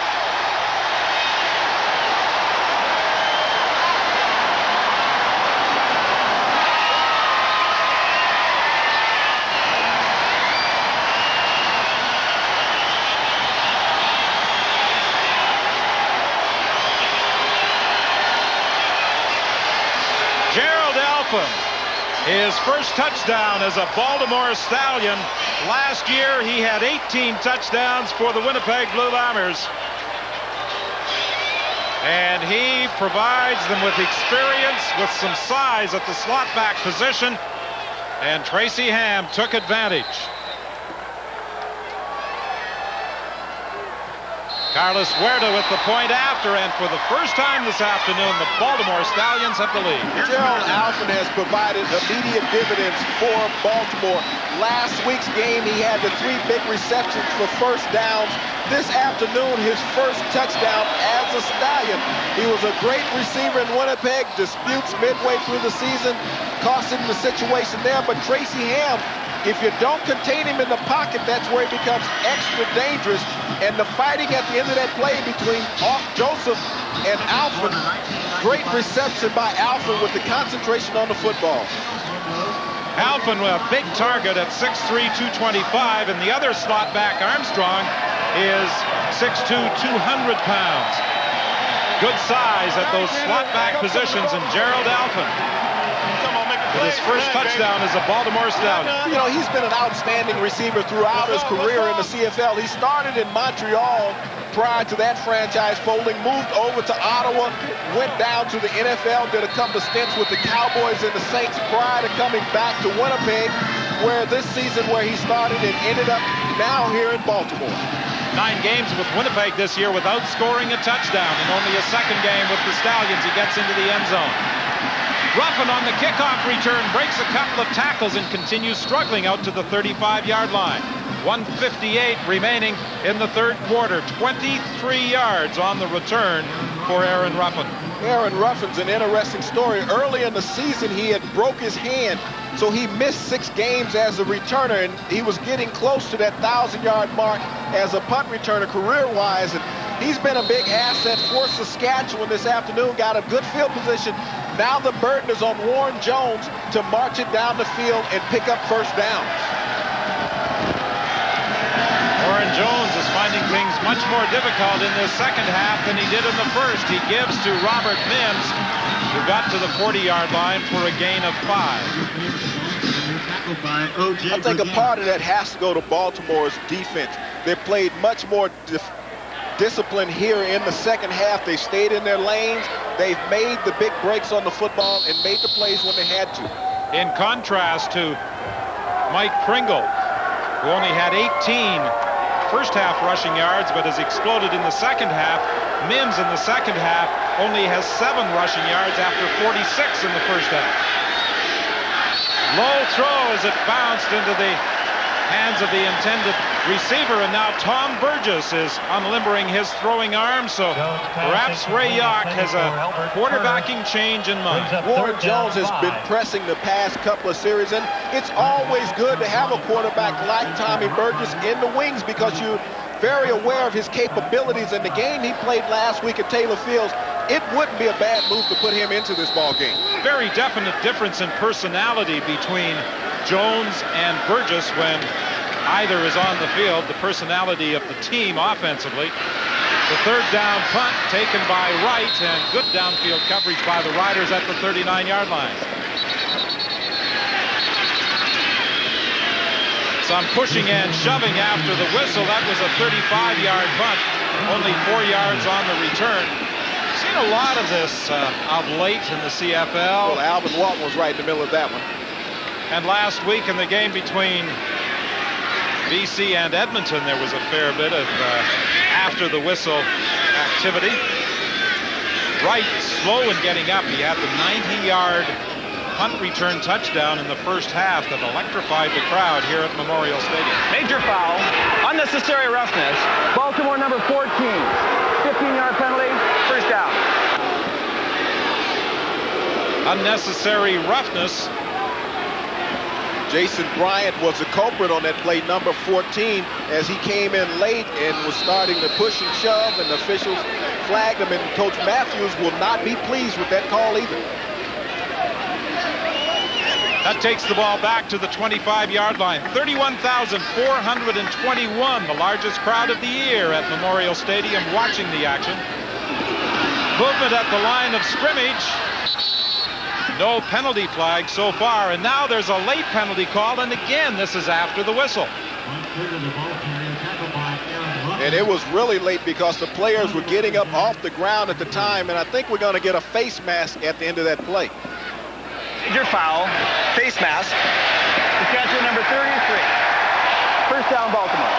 Good call, James, as it goes against Aaron Ruffin. I talked about this being the largest crowd of the season. Next week, Baltimore has a bye, and then for their October 21st game against the BC Lions, they're looking for 40,000 plus here at Memorial Stadium. Isn't it like the kiss of death? You say something good about Ruffin, what he did well, the next play comes up with a face mask penalty? First and 10 from the 46-yard line. The handoff to Pringle, and Pringle with a big hole. And he takes the ball to the 48, brought down there by the safety, Dave Van Bellingham. And that is also the final play of the third quarter, as the Baltimore Stallions, after giving up 17 unanswered points, have bounced back to take the lead with 15 minutes remaining. They're in front by 6 here at Memorial Stadium.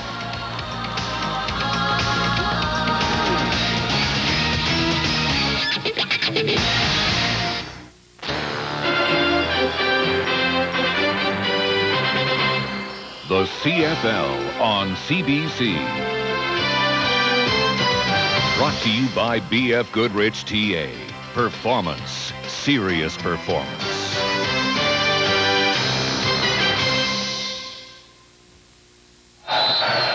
Every time he runs for better than 100 yards, Mike Pringle treats the O-line to dinner. He'll have to dig into his pocketbook again because he has run for 121 yards this afternoon, 103 of them in the third quarter. Now it's Tracy Ham losing the football, and it's picked up by Orlando.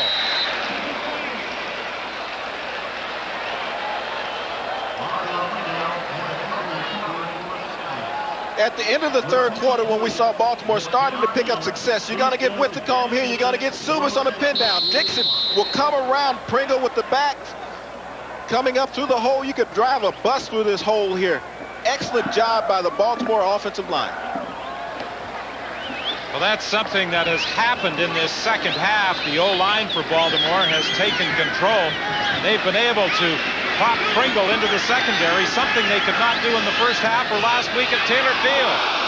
The throw intended for Armstrong just off his fingertips. Dale Joseph was defending against him.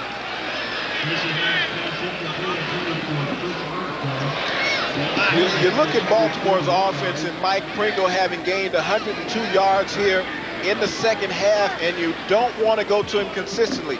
You gotta feed him the football, let him run with it. The offensive line is getting the job done up front. You serve two purposes. You also run the time off of the clock. With his 121 rushing yards this afternoon, Pringle has now had 7 100-yard games this season. One 200-yard game, that was against Hamilton. Miller was attempting to angle this kick out of bounds, and Ulmer almost got fooled on it. Now he's got Baltimore fooled. He picked it up, and Ulmer going down the sidelines is forced out of bounds, but not before he got all the way down. to the Baltimore 45-yard line. Terrell Elmer almost got fooled on that one. He thought it was going to go out of bounds. Then he waited and hesitated and trapped Baltimore. The key is once he gets to the ball, if we roll it through, as we see Baltimore bracket, watch once he bends over, and we'll get a freeze once he bends over. The seam, it opens up right through here. And that's what he'll exploit. He'll take it right up the block by Yock on Walton, and he takes off, and he's off to the races. A 60-yard return by Elmer after a 40-yard punt by Miller, and there's also a penalty assessed against Baltimore on the play. That was the big play that Saskatchewan needed. They were dead the entire third quarter. They had no offensive productivity. Now, excellent field position at the 35 starting the fourth. Objectionable conduct, the call against Baltimore. Hit screen to Donald Narcisse, and Narcisse has a gain of about 8. Alfred Payton came over to make the tackle as Warren Jones continues at quarterback. We thought when we saw Tom Burgess warming up that Ray York was about to make a change. One of the things, though, going to Narcisse on the hit screen, he has not gone to Ray Elgard. He's going to have to look in Ray Elgard's direction. You're down in that area where Ray Elgard can really be effective for you. He's a very big target, great hands. Got to look at him before the game is over. Narcisse, 9 catches for 78 yards in this game, 2 touchdowns. The handoff to Robert Mims, and Mims gets into the secondary, driving inside the 20-yard line. As Saskatchewan dominated in the first half, Baltimore took control in the third quarter. 10 first downs to just 1 for Saskatchewan as they erased a 10-point deficit to assume a 6-point lead. Well, Robert Mims was a big part of that in the first half, controlling the ball on the ground as he picks up his first down here in the second half on the ground. They have to keep him in that tackle. But I like Saskatchewan's position on the field right here. First and 10 for the Riders. Pass is complete for a very close to a first down to Dan Farthing. There's also a penalty flag downfield on the opposite side. That's in the position where you'll get the illegal contact with an offensive receiver. Dan Farthing, though, with the nice reception. We saw Dan in the first half come up with one of those that got close to a first down. They should get it with the penalty. Illegal contact on an eligible receiver. Baltimore number 21. The 10-yard penalty and first down, Saskatchewan. Irvin Smith was called for the contact. That takes the ball to the 9. It will be first and goal, Saskatchewan. This is the position on the field with Jones. You want to give yourself the run-pass option. You recall earlier when he hit Narcisse, it was a boot. Does he have that same play called this time around? He's going to call the play from the shotgun. 3 receivers to the right. Into the corner of the end zone, and a touchdown for Farthing. Dan Farthing hasn't been the go-to guy that often this season, but in the corner of the end zone, he makes a huge catch for the major score. Only his 3rd touchdown of the year. What's exceptionally nice about that for Farthing is that you play on the same team with the Donald Narcisse and a Ray Elgard, 2 of the all-time greats in the CFL.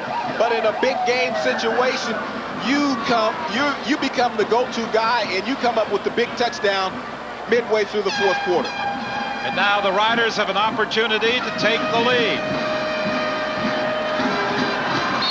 Ridgway with the point after. And with 11:46 remaining, it's 24-23 Saskatchewan.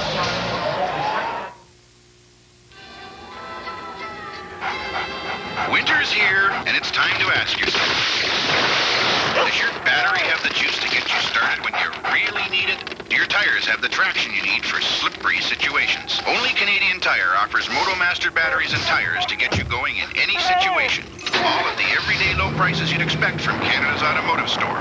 Canadian Tire. There's a lot more for your car for a lot less.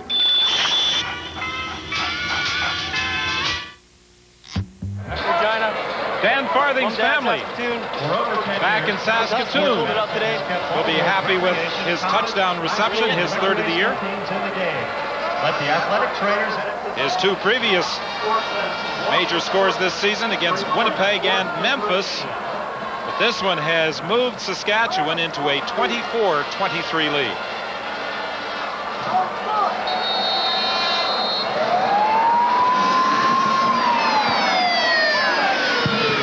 right, takes it at the 10-yard line.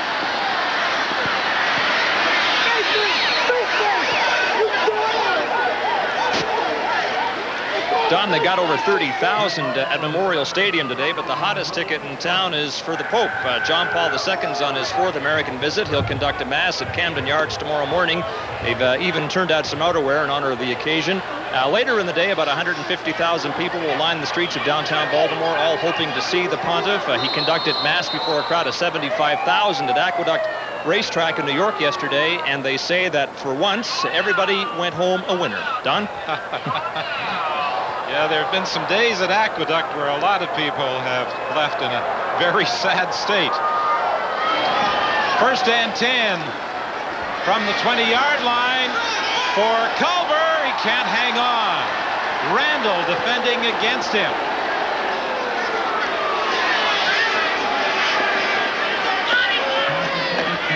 Randall in his debut for Saskatchewan on the Labor Day weekend against Winnipeg returned an interception for a Rough Rider major score.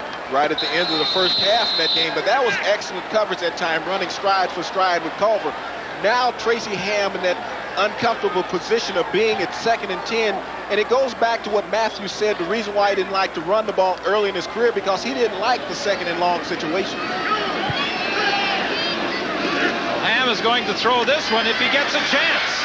He escapes the initial pressure, looks for Chris Armstrong, incomplete. Dale Joseph doing a pretty good job on Chris Armstrong, but Ham didn't get the time that he was receiving in the 3rd quarter. But that's what makes Tracy Ham so dangerous and so valuable, is his ability to buy the time. As you'll see the pocket collapse, Librant Robinson is going to collapse the pocket from the bottom, but Ham's escapability, getting outside, buying the extra time. Good effort by Armstrong on the end of that throw. Robinson is giving the lineman of the year in 1994, Shar Purdanish, all sorts of problems this afternoon. Aaron Ruffin had nowhere to go as Carter was the first man downfield. There's also a penalty flag back at the 45-yard line. Jason Bryant, I think, is going to be the culprit once again. He's already cost Baltimore 15 for rough play. It's going to come back to haunt him once again.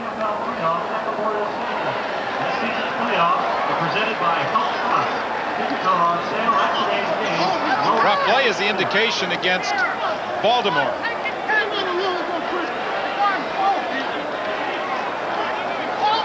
Illegal block against Saskatchewan, rough play on Baltimore. We got offsetting penalties here.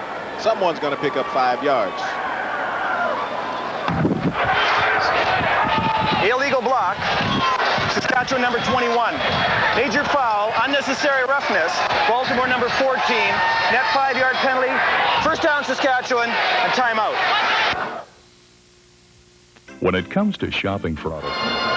Well, Toronto and Ottawa have not yet been officially eliminated from playoff contention in the North, but a win today by Saskatchewan would do it. Winnipeg and Saskatchewan currently tied for the final playoff position. The format has the number 5 team in the North playing the number 1 team in the South in the first round of playoff activity. So it could be a preview of a playoff game if Saskatchewan wins this one against Baltimore.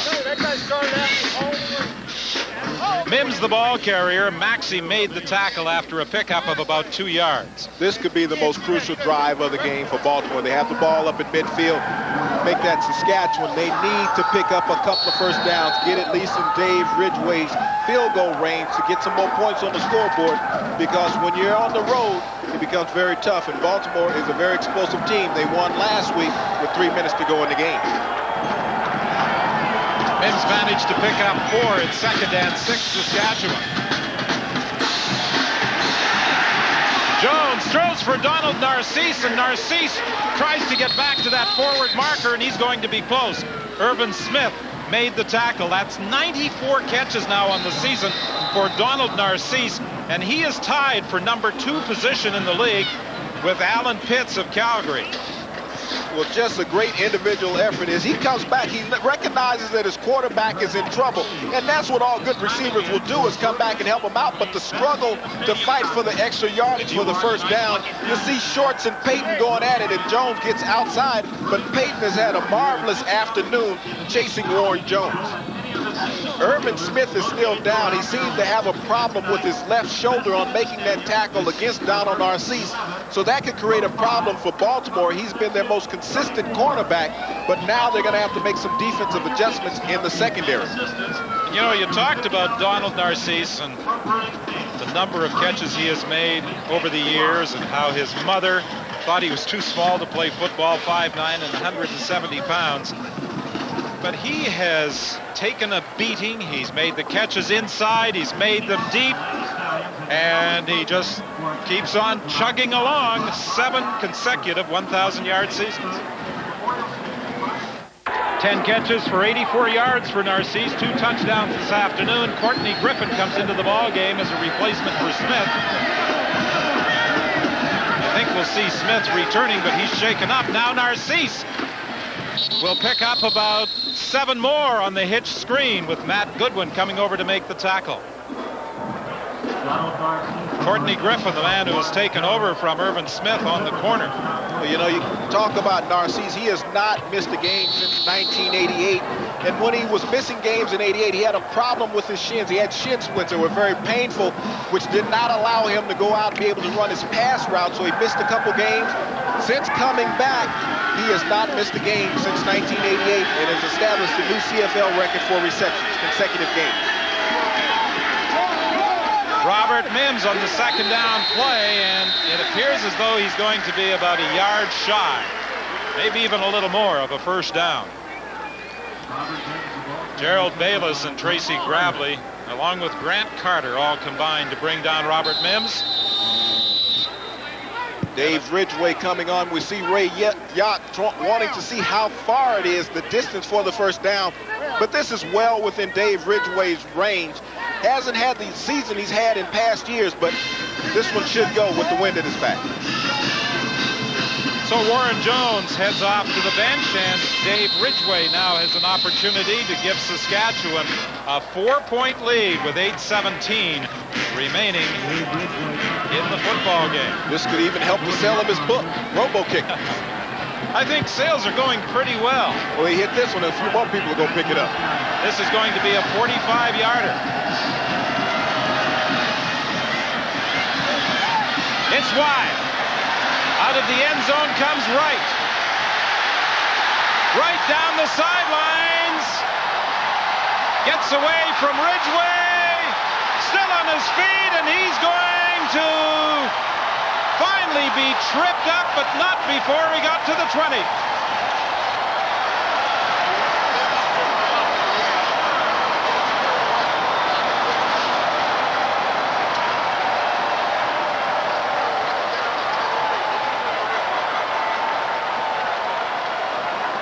Wright with a 90-yard punt return touchdown in the first half brings this missed field goal attempt back 95 yards.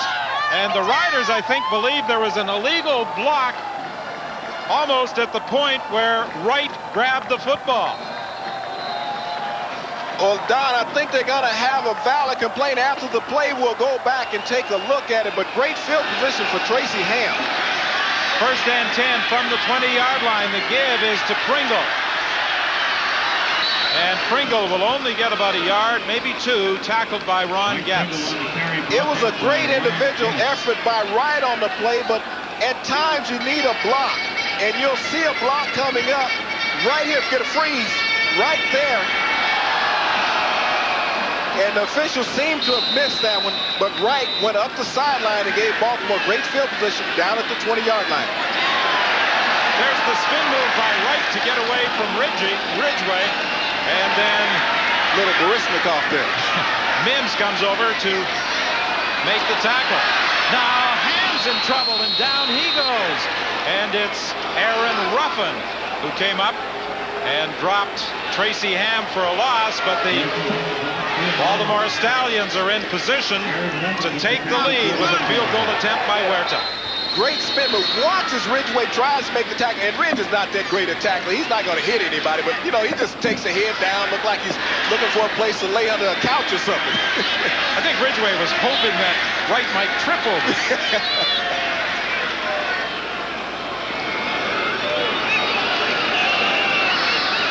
So this will be a 32-yard field goal attempt by Huerta.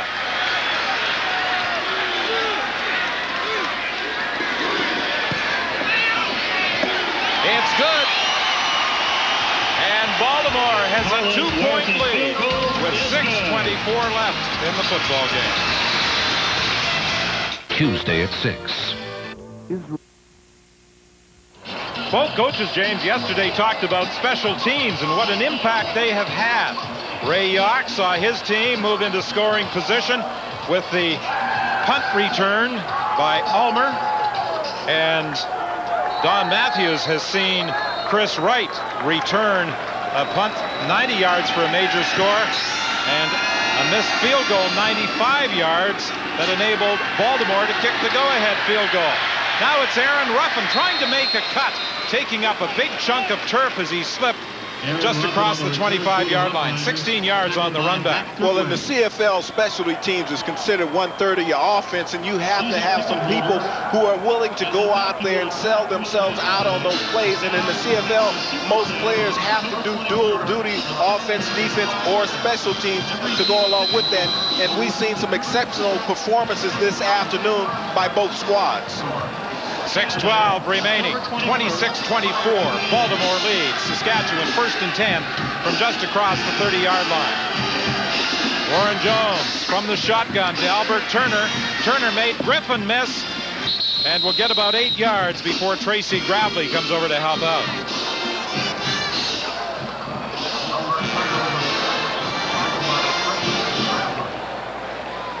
They'll spot the ball between the 38 and the 39.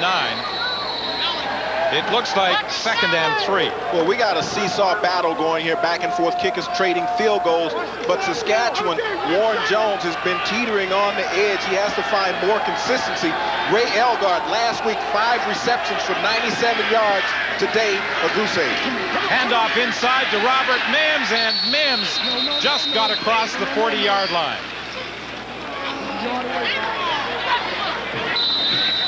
Ray Yawk looking to see exactly where the ball is positioned, and I think at this point he'll be going after it. Well, he's pointing out that because he knows his offense needs to pick up the yardage. Ray Elgard may not have a reception, but he's more valuable to the offense more than just a receiver. He's one of those guys who'll go stick his nose in the middle of a pile, make the block, hoping that Mims can pick up the first down afterwards. It's going to be 3rd and inches.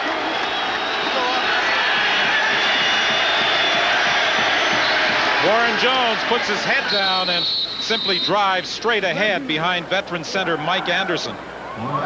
Mike Anderson having another stellar season for the Saskatchewan Roughriders, a longtime member of this offensive line and one holdover from the 80s regime. And he's been around since 1984 when he broke in with the Green Riders. And you'll get a shot right here of those big green hogs up front, moving that line of scrimmage, picking up the first down for Jones. Anderson, 202 consecutive games. Only Roger Aldag and Reggie Whitehouse have played more games for Saskatchewan along the offensive line. Elgard on the receiving end of the throw. And this is going to be, it appears, just shy of a first down. But, James, you talked about Saskatchewan having to get the ball into the hands of Ray Elgard in key situations. And Warren Jones was obviously tuned in. Well, it's one of those things you can count on, like it being cold in Regina for Grey Cup. Ray Elgard catching a pass during a football game. You know, he's a guy that you have to have involved in your offense. Coach Yawk is well aware of that. He's been blocking all afternoon, but in crunch time, look for him because he won't let you down. He'll make the big reception for you. And it is a Saskatchewan first down. And Ray Elgard with his first of this afternoon, 5 last week against Baltimore for 97, 1 today for 11 yards. And now you're seeing Harles being more involved in the offense and Saskatchewan keeping the drive alive. Tied for number 4 on the all-time list for touchdown receptions. Only 2 this year, but 78 in his career. out of the shotgun. The pass was knocked down by Alfred Payton at the line of scrimmage, actually in the Saskatchewan backfield. Payton, a little unhappy the way he has played over the last 5 games, where he has had only 1 sack during that time. Vowed he would be much improved today. Well, sometimes sacks can become overrated. The measuring stick of defensive players is how many times you put the quarterback on the ground, how many times you deflect passes. And we've seen Alfred Payton have an entire game today of deflecting, sacks, and getting to the quarterback. Donald Narcisse has a first down at the 45-yard line. And Donald Narcisse is now just 1 catch behind Dave Sapunjas for the CFL lead. Is there a defensive back in CFL that Donald Narcisse is not victimized? It is just uncanny how he continues to get open game in and game out. He knows where the first down sticks are, sets down. Jones throws a strike. Saskatchewan keeps the drive marching. 3:10 remaining. First and 10 Saskatchewan. From the Baltimore 45-yard line, Jones out of the shotgun, hitch screen for Albert Turner, and Turner battles his way inside the 40, brought down by Tracy Gravely. You spoke about earlier what Jones likes to throw the ball to the wideouts. And what that situation creates is you force the defense to run from sideline to sideline, so it has a tendency to wear down a defense late in the game. And that's what you see right now with Saskatchewan marching, and they're down at the 40-yard line. 2:57 remaining at Memorial Stadium in Baltimore. The Stallions leading by 2 points. Ray Yawk has seen his team move into field goal range. This is certainly within the range of Dave Ridgway, and they are looking at 2nd and 3. This was the point last week when Baltimore took the lead in the ball game with 3:24 remaining at Taylor Field. Now the turn is for Saskatchewan to see if they can duplicate that feat. Handoff to Mims, and Mims got to the line of scrimmage, strips it back to Warren Jones. Jones is throwing. They make the catch, and Turner takes it down to the 4. Unbelievable play. That one was not in the playbook, I assure you of that. Don, we've seen 2 miraculous plays this afternoon by the Saskatchewan Roughriders. First with Brett Maddich, but this time Robert Mims, he's caught in the backfield by Payton, had enough alertness to pitch the ball back to Jones, but what Jones did with the football was totally uncanny. To find Turner streaking down the sideline, catching him at the 4-yard line, craft, but great play and execution and alertness by the Saskatchewan Roughriders. 34 yards. Mims was simply searching for a first down when he was stopped. He flipped it back to Jones, and now the Riders are in position to take the lead, and Mims, driving straight ahead, will get to about the 2-yard line with 2:04 remaining. You know, to go back to that play now, as you said, it wasn't in the playbook, but who would have thought that Jones would even have the presence to look downfield? It looked like he had a clear running lane, but he pulled up as he saw his streaking receiver Turner running down the sideline and threw a perfect strike. Well, we have seen 2 from the weird and wacky this afternoon. The play with Jones throwing to Turner, and the kick that was blocked with Maddich getting it and kicking it again. But that's one of the things with Jones possessing the mobility that he has, is that he could threaten the defense once he got the ball back from Mims to get outside, as we see Matt Goodwin being looked at by the medical staff of Baltimore, and he's a valuable member of that defense. But Jones, with the arm strength, also running to his left to fire the football. But give Robert Mims some credit, realizing that he was stopped, turning around and seeing that Jones was all alone, uncovered. And Robert Mims, as we spoke about earlier, was out of football a year and a half ago, back in Arizona, doing basically nothing, he said, just sitting around waiting on a phone call. The phone call came from Dan Rambo. Coach Yawk, happy to have him here in the fold in Saskatchewan, and he's paid dividends this afternoon for the Roughriders. Well, a large group of Saskatchewan fans made the trip to Baltimore, the first ever visit to Baltimore by the Roughriders. And boy, oh boy, will that be a happy charter flight heading back to Regina tonight if the Roughriders prevail here at Memorial Stadium. 2nd and goal. The ball is at the 3-yard line. Actually make it a little closer to the 2. Well, this is a big down for both teams. Baltimore's defense needs to find some surge here to get across the line of scrimmage and try to disrupt this play. But Jones, his mobility, the largest asset on this play. And Jones is going to run this second down play out of the shotgun. Into the corner, intended for Farthing. He makes the catch, but he won't get in. He, I think, might have lost a yard on the play. He actually looked like he lost a yard on the play, but what's more important for Baltimore is that they killed the clock when Farthing went out of bounds. You would have thought that Saskatchewan would want to keep it in between the hash marks. We talked about Elgard on many occasions. This is a situation where you like to look for your big slot back in the end zone. They went to the outside. Ridgway on the field once again. Well, David Ridgway with 6 Saskatchewan punting records, or place-kicking records. And this might be one of the biggest field goals he has kicked during his career. None more important, of course, than the 1989 Grey Cup, but this is one that could keep alive the Grey Cup aspirations of the Saskatchewan Roughriders in 1995. High snap, the kick is up, and it is good. Matic did a good job of pulling down the high snap. Well, that was an excellent job by Matic to get the ball, but the placement of it, to get it down, get the laces turned so that Ridgway would not be kicking the rigid side of the football. We'll get a good look at it here on the replay as Matic goes high, gets it down in the spot that he was showing for Ridgway, got the ball tilted the way David likes it. Perfect kick by Ridgway. You know, a lot of times the holder doesn't get credit for bringing that ball down and getting it pinned properly for the place kicker, and Matic did an excellent job. Well, it's ever so important because time in and time out, the kicker should not have to think about what he's doing. He just strides and strokes, and that time Ridgway did. Saskatchewan leading by 1, 2 minutes remaining. Ham for Culver, he's open. Down to the 50 of the Roughriders. 24 yards on the game. Jim Daly looking over his game plan as Shannon Culver was able to beat Ruffin inside, make that Randall inside on the post route, but Randall was the close. Now Saskatchewan has to find something in that defensive playbook to come up and stop Baltimore. Baltimore needs another first down to get within range of Carlos Huerta. Hand off to Pringle, and Pringle may take it all the way. Penalty flag as Pringle is hauled down out of bounds at the 3. This could be an illegal block against Culver.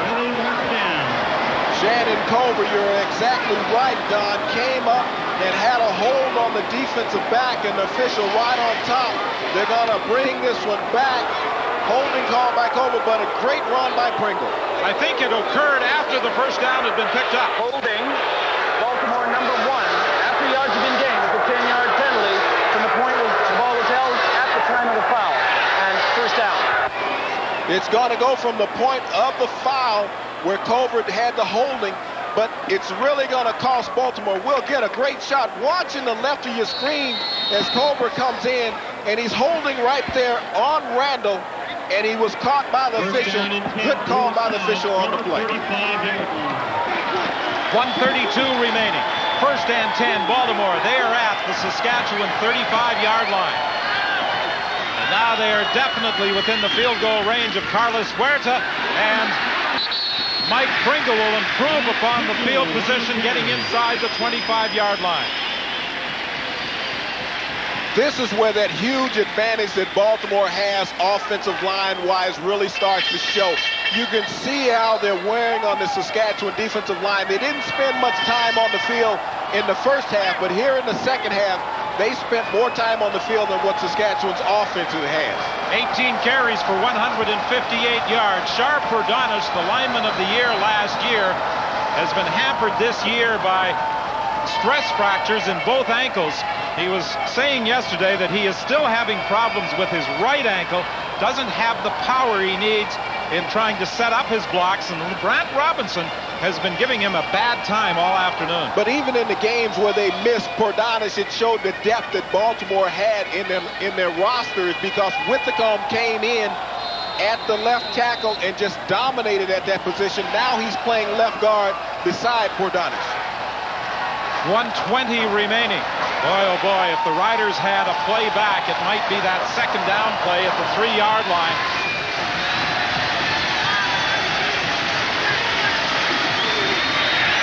Baltimore drives straight ahead to pick up the first down. I believe you're so right on that. The telling point of the game, they had 2nd and 2 at the 2-yard line. Why not take Robert Mims on a dive play? If he gets to the 1, go again, gamble on 3rd down, because if you don't make it, Baltimore has 109 yards that they have to march down the field. Instead, you gamble on a wide pass and you go for the field goal. Now Baltimore has the ball at the 24-yard line. And Tracy Ham is going to use up as much of the clock as possible. He wants to be in position for Huerta to kick the game-winning field goal, or else put it in the end zone with Pringle. And Pringle keeps it on the ground to the 20-yard line, stopped there by Wayne Drinkwalder. Pringle came into this game needing to average 171.3 yards per game over his final 3 to crack 2,000 yards on the season. Well, he was held in check in the first half. He only gained 18 yards on the ground in the first half. If we get a shot at Carlos Huerta, one of the more accurate field goal kickers in the CFL, came over to the dispersal draft from Las Vegas. 27 seconds remaining. Hand off to Pringle again, following the block of Dixon. He gets to the outside, and he goes out of bounds inside the 5-yard line with 18 seconds remaining. Well, Pringle now has 178 after a first half in which the Riders held him to just 18 yards. Well, just an outstanding job. What Mike Pringle does is that he waits on his blocking. He allows the big guys up front to get their blocks, and then he just explodes when he sees a seam, turned the corner, got to the 3-yard line. 27-26, Saskatchewan leads. Baltimore first and goal, 18 seconds remaining. The ball at the 3-yard line, handoff to Pringle, and he is stacked up by Ron Getz with help from Dan Rashovich. Getz was limping earlier in the ball game, but despite the pain and the problem with his knee, he remains in there. Don, and Ron is still limping. I mean, this is a very gutsy performance by that young man playing middle linebacker. But he has a formidable task, this Baltimore offensive line. Now the big question, does Baltimore go for it once again on 2nd, or do they send in Huerta? Baltimore has called a timeout. Tracy Ham was desperately requesting help from the bench and decided finally to call a timeout. And now comes over to talk with offensive coordinator Steve Barata. See Greg Marshall there, the defensive line coach for Saskatchewan. He actually played here with the Baltimore Colts 2 games, the last 2 games of the 1978 season. So he knows what it's like to play defense in this stadium, and he's trying to encourage on his defensive unit right now for Saskatchewan. Now, I was asking him about that game, 1978 against Buffalo. He said we lost. And he almost had his first career sack in that game. Went right in, had that deer in the headlight look, and missed the quarterback.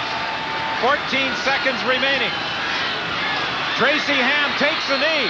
Wise move by Ham. He didn't want to run around too much, and he took the ball back into perfect position for Huerta to split the uprights. That's the way that play was designed. You wanted to bring it back to the middle because there was a very severe angle being on the right hash mark.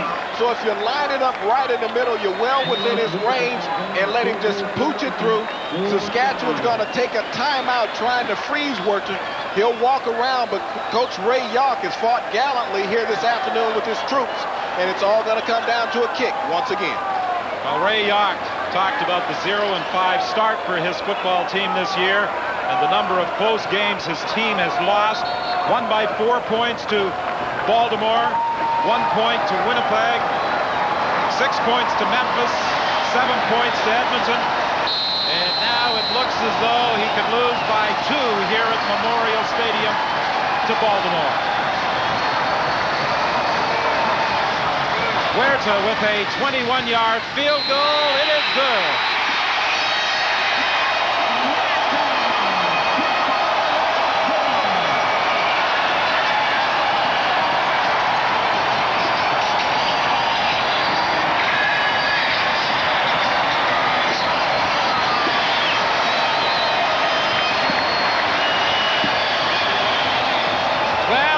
Stallions with 5 seconds remaining hang on to this 2-point lead. They will clinch first place in the Southern Division. That was their objective today.